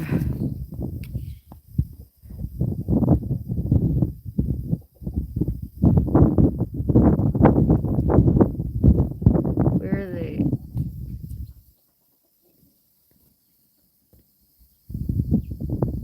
Nah. He's over here anyway. Doing a big old circle of the house. He's gonna come back around.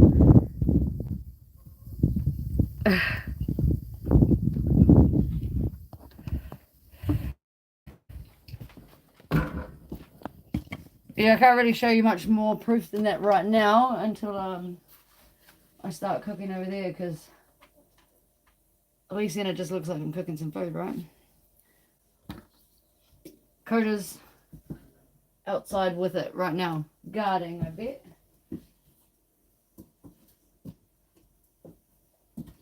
And where's Wazzy?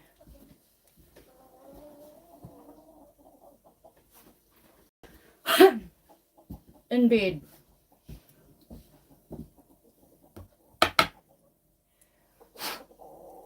The feathers be long, man. And so many of them.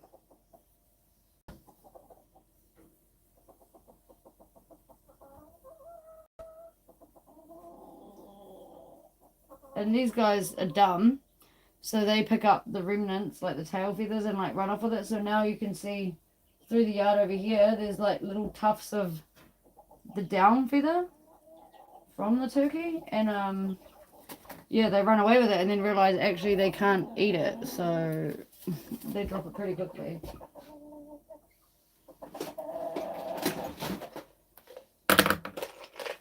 Alright, water's getting close to boiling.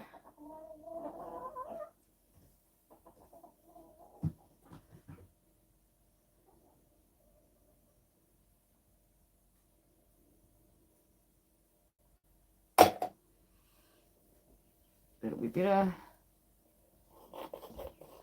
And hopefully that big ass block that I put in there should just smolder away and keep it like a nice even temperature with the rest of the little coals that I put in. You know, the rest of the wood that's melted down.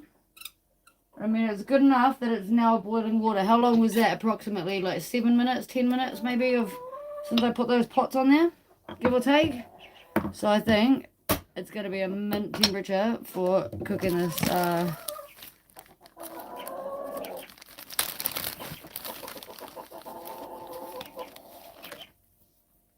turkey. I forgot what it was called for a second.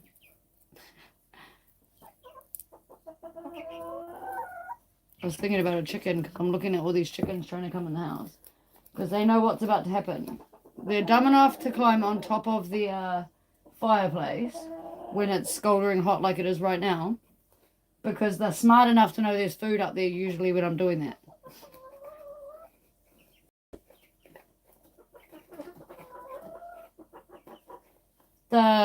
The thing that I'm burning the fire in. You mean? Did I buy that?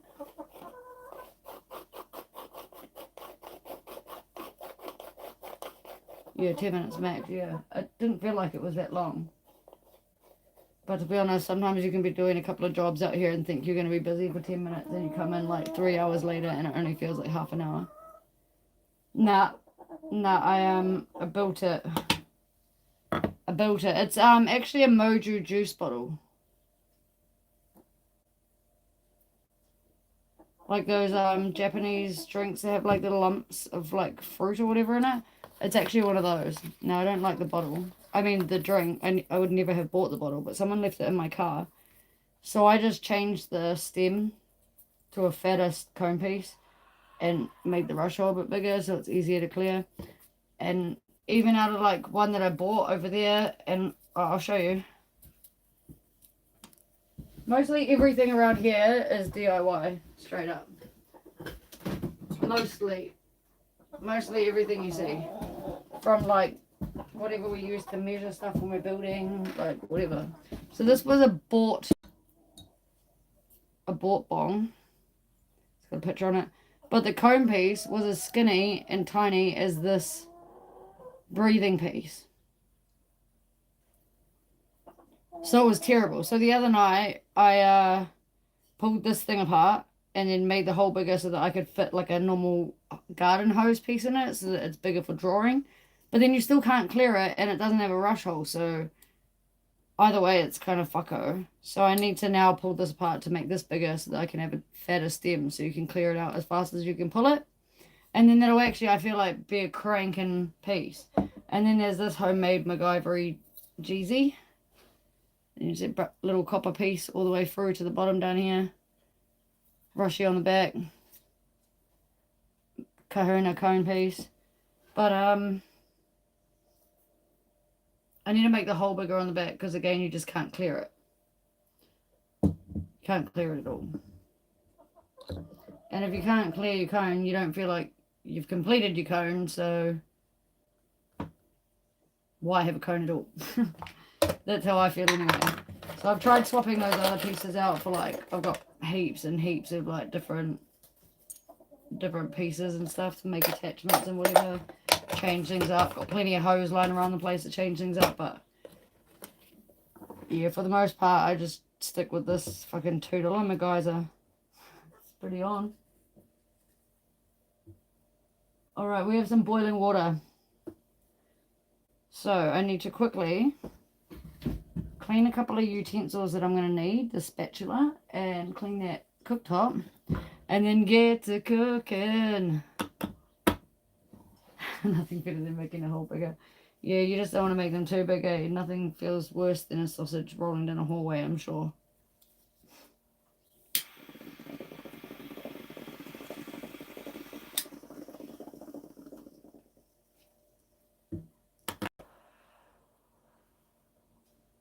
Yeah, I'm not gonna lie. It cranks. It cranks. I do need to clean it out though, because it's a bit blocked. I need this just to hack that wood up. And you, I'm gonna hack you up too, Rooster.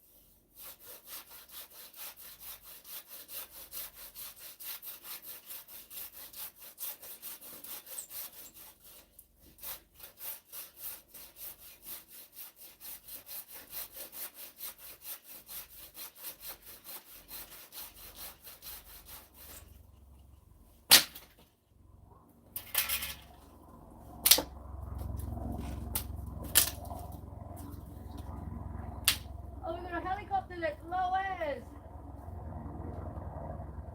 It's the rescue helicopter.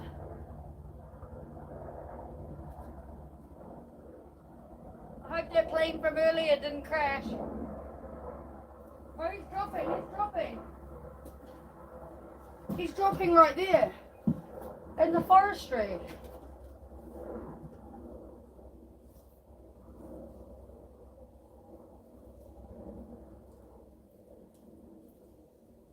What the hell? What is going on with all the aerial traffic today, guys?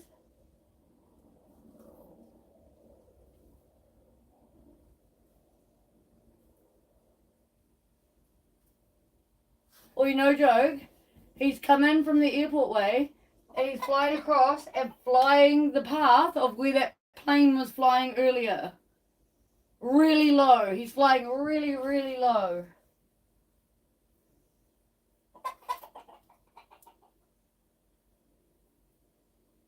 And that is our Westpac helicopter, our rescue.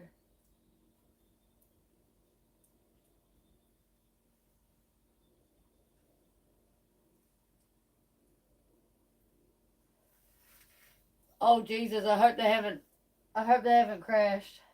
Because they were going for hours. Like, they only not long went quiet, like half an hour ago.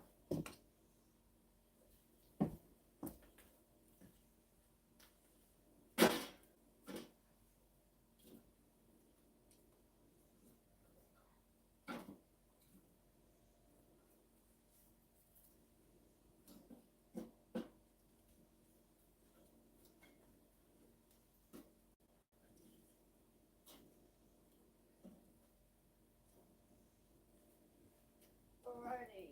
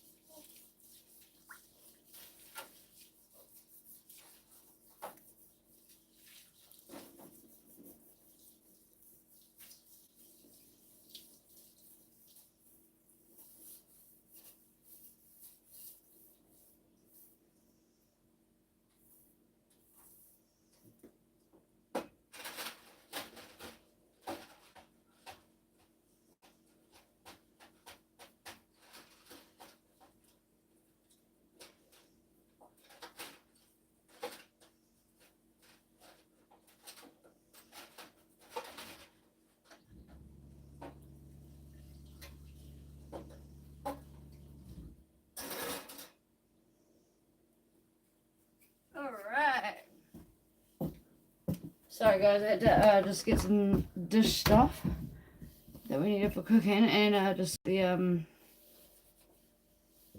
prep area for this cooking out there.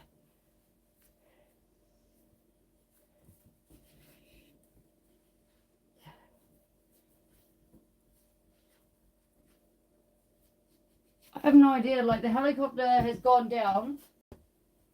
Normally we were watching the sunset here, if you've been here for a sunset watch, but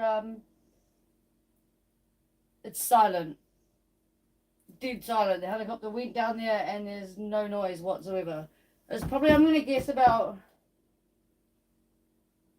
75 k's away from here where the helicopters landed. But they came in from here, flew across this way, and then back up this way. And like I said, this is the normal flight path through here. So obviously they were looking on the normal flight path and they realized they weren't there. And then I'm guessing they've gone up there because that's where I seen the plane last. And yeah, where they've just gone down. So it's weird. It's bizarre. I thought the plane had landed in a field, but to be honest, I've got the fire crackling. I was probably snapping wood and shit at the time. The chickens crowing, with everything in a combination of all of it. I probably didn't hear it if it was that far away, so.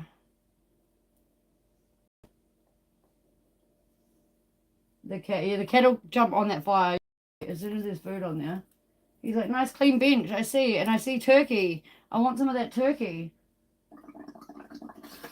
That's actually what he's waiting for, is a turkey.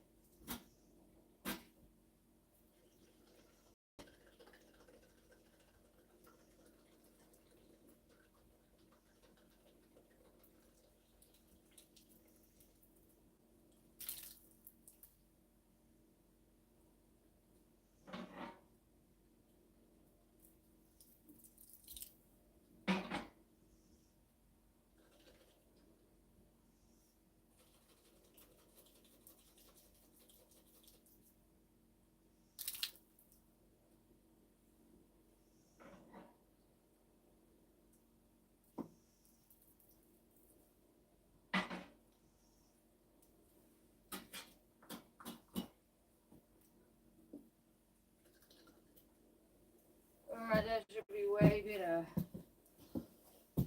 Now, where did I put that other motorcycle battery?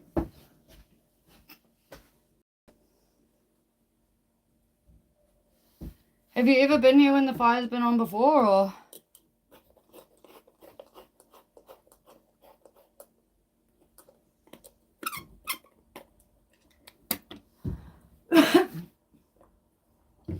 I'm only asking because I actually, like, the other day I tidied all up around there, pulled all the weeds out, rearranged the stones so it was better, because it all started falling apart.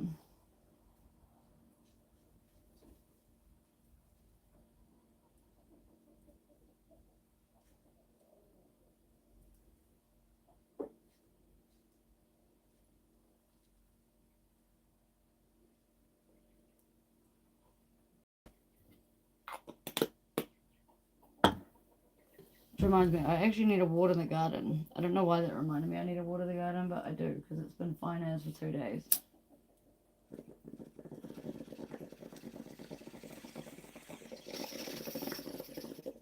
Way better. Shit, why didn't I do that earlier? It's getting too... I'm dying.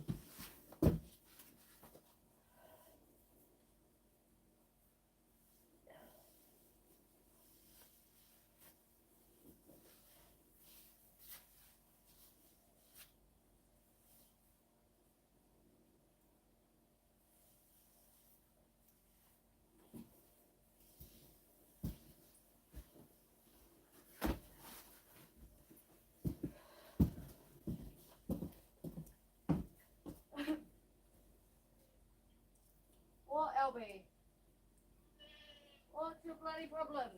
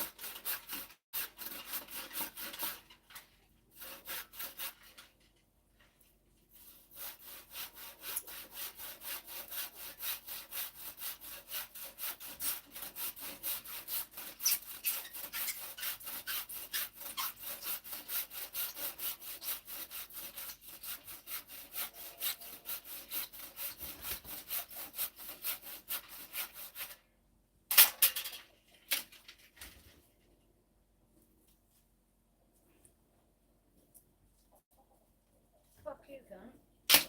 You will break, because I told you to.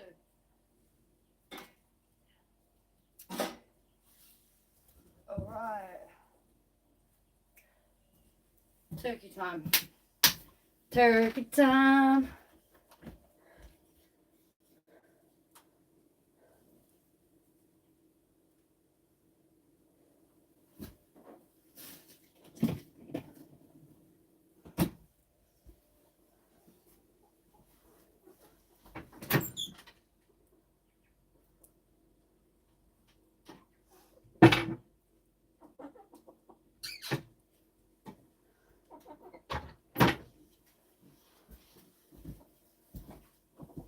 Look out, chickens. Back to it, Rainbow.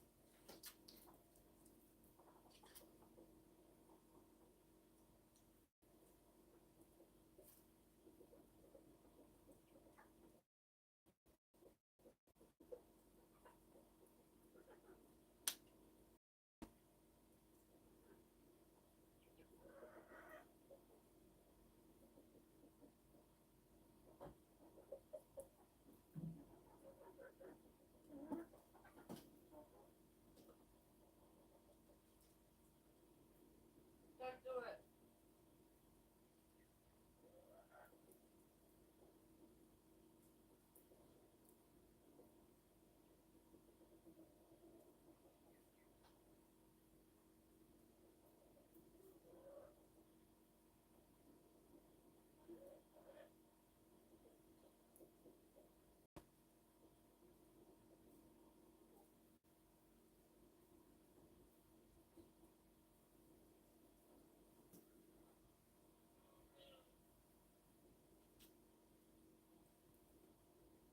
Obey.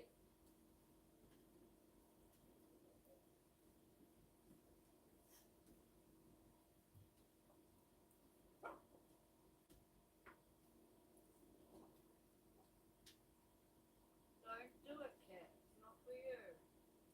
Not yet.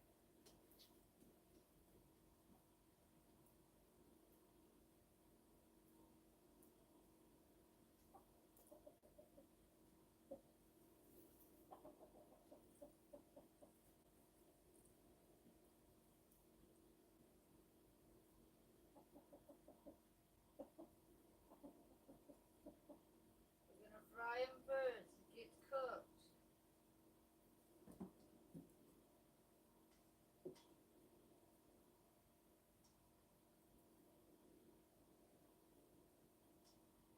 It gets cooked.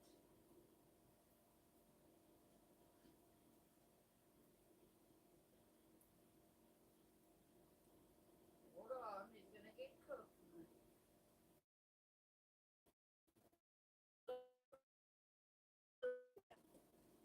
A little bit.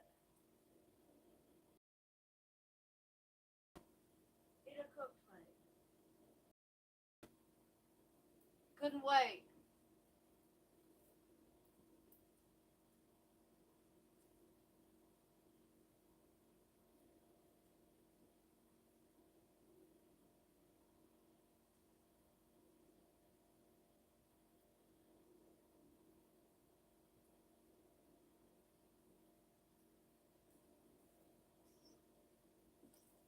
Look out, look out, look out.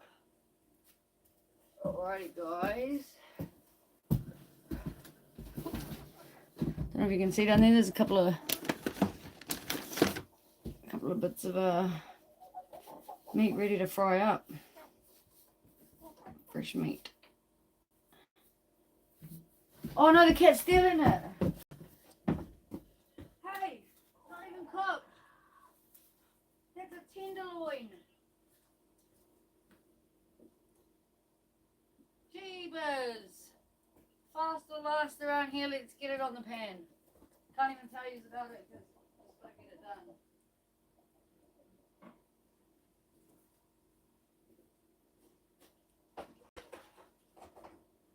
Don't do it. Couple of breasts.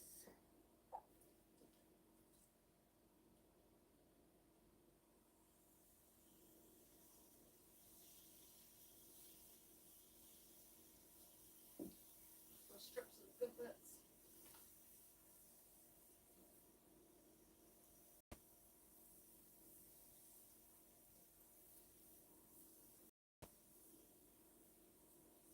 And a neck.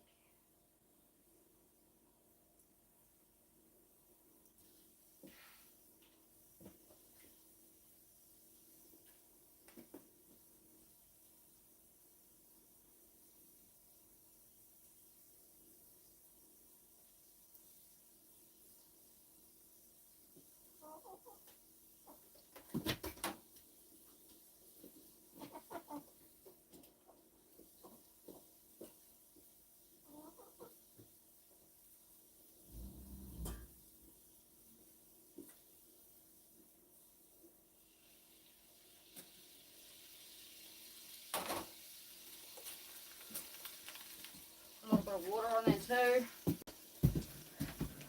And away we go. I can't believe the cat just stole a tenderloin.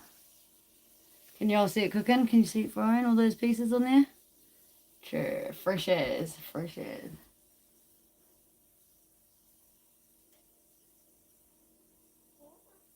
Hopefully it stays together. It was kind of a bit of an old bird. There's nothing left there, Stash. She was a bit of an old bird, so a lot of it was kind of like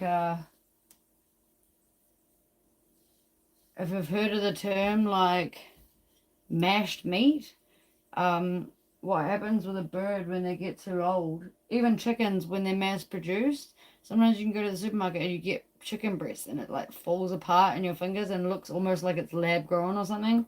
I assure you it's not lab grown. It is just it's worse than muscle atrophy. It's actually muscle death is what happens to it. And yeah, the muscles start dying and it's just not ideal to eat. You can eat it, there's nothing wrong with it, it just doesn't feel good to eat. Yeah, I think even if I did try and ship it, I don't think they'd allow it in, but hit me up if you ever come to New Zealand.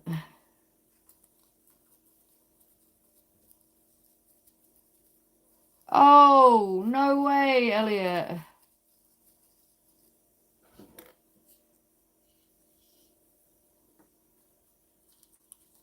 So do you have to get a new one? Did you have to go buy a new one? That's terrible. I'm sorry that happened to you.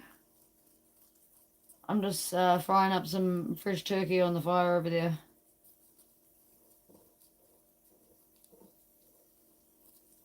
Yeah, I wondered. You came in for like a minute and then you were like gone. And I was like, oh, that was bizarre. But anyway, people do that sometimes. They get busy and then...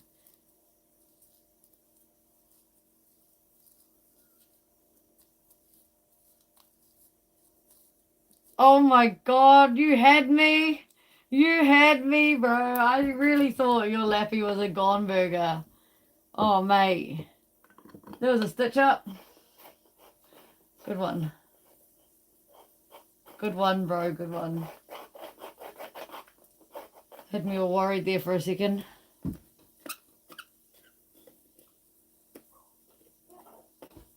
I'm just frying up a turkey that we just got.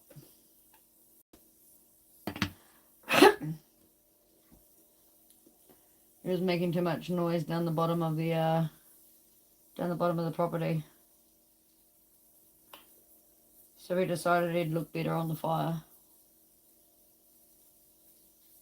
So there we have it. A wild turkey on the fire. Wild turkey! And the cat already stole some. You guys missed that, but the cat already stole some before it was even cooking.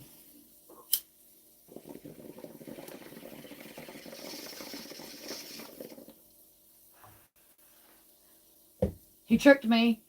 I gave him a piece of it raw, and he acted like he didn't want it, like he wasn't keen. So I turned my back for a second, and he was swiping it. Nah, a few turkeys just popped their head up down the bottom down there, and I could hear them getting closer, so I couldn't help myself but to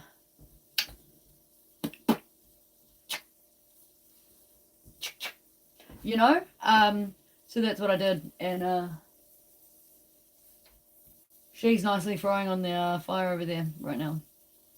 It's about, how old would you say? How old is it, Alfred? Like an hour and a bit old, or an hour and a bit fresh? I'll show you the proof if you don't believe me. Oh, Alfred was here for it, but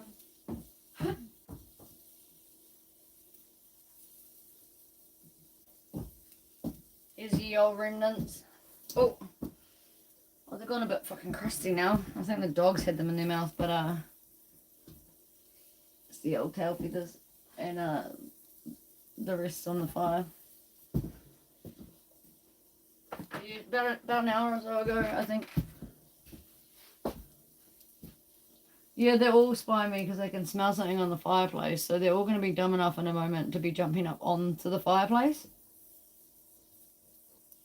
The cat's still sitting there just behind the orange pot there, wondering whether it's worth his time. Look out, bro.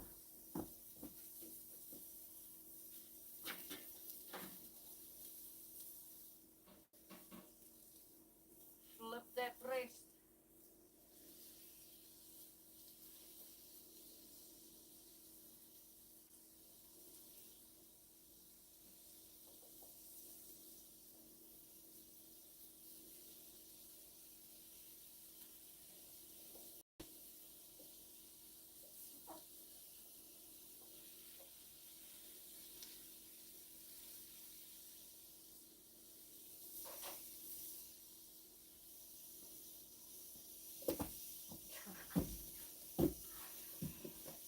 Every time you like just pretend, and he's like, "Want to go?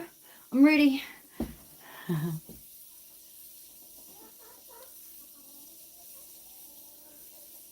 He's ready at all times, that rooster.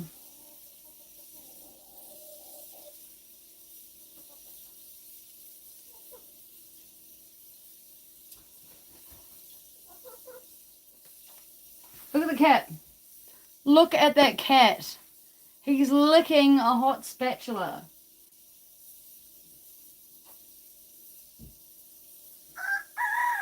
What the hell, guys? What the hell? Look at that cat. He's going to be on that hot plate in a minute. Mark my words. How long should we say this turkey takes to cook? Shit, I don't even know when I put it on. I'm going to say like 10 minutes ago. 10 minutes. It's wild, so we're going to cook it a little bit longer than... Nah, not even flinching. Like, they're ruthless, man. I tell you, like... They'll get on that sizzling hot plate.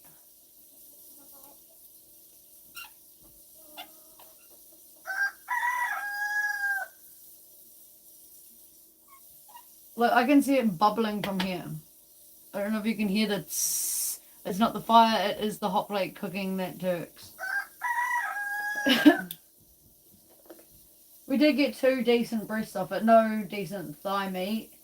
2 little strips of the underside bit round by their back legs, tenderloins, whatever you want to call it, and the neck's on there, but the rest I'll take for a walk with me down the hill later and biff it into the bush somewhere for the wild pigs later. And go for a forage for some mushrooms and berries.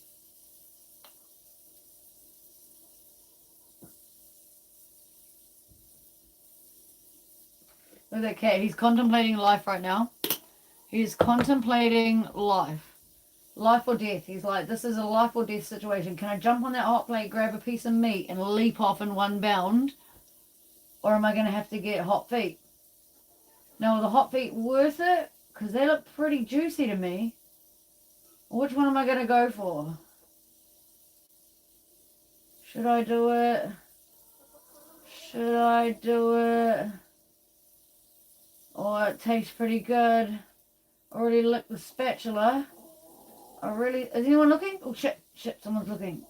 Oh, I'm still thinking about it though. Oh, it smells so good, it's wafting this way. They're teasing me. I'm gonna have to walk away so I don't get on that hot plate.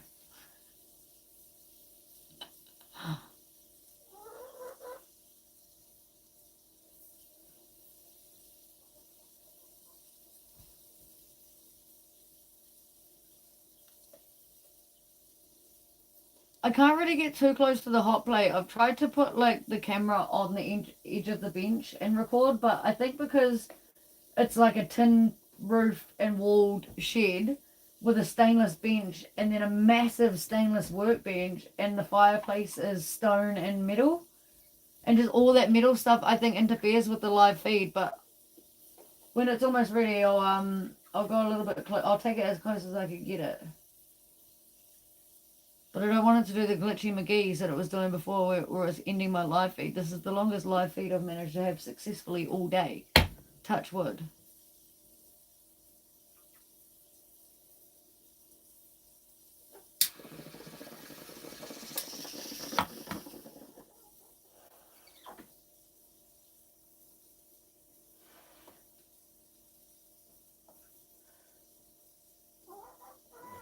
Do you guys get turkey in your country?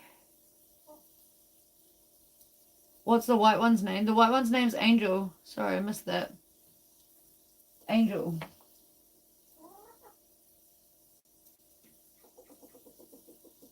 Well, these two chicks are contemplating life. They're like, which one of us is going to go up there? Which one of us is going to risk it?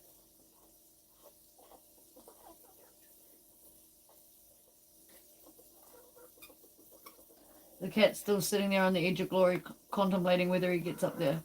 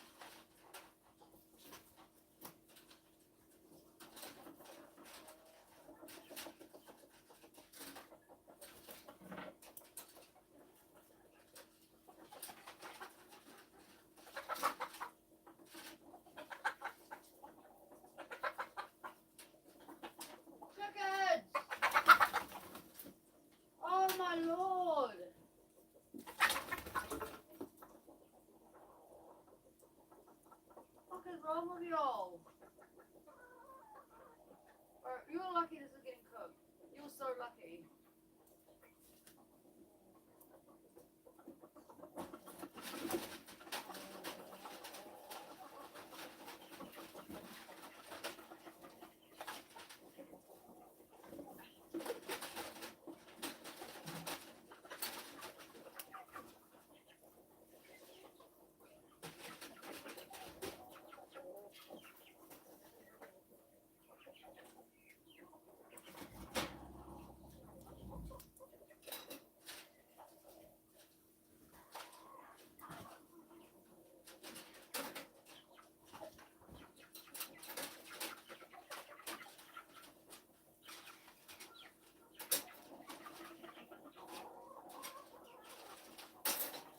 Chickens, I'm gonna smash you.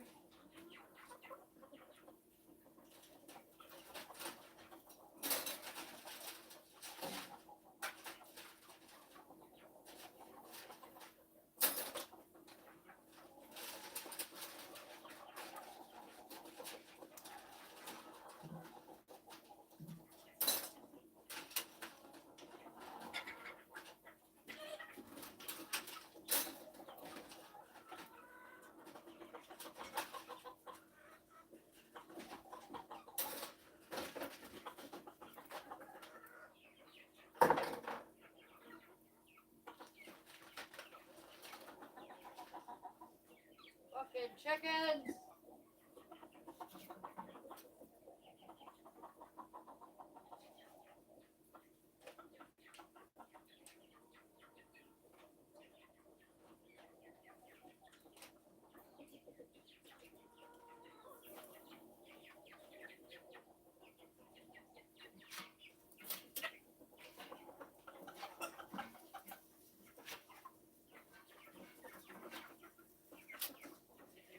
Alright.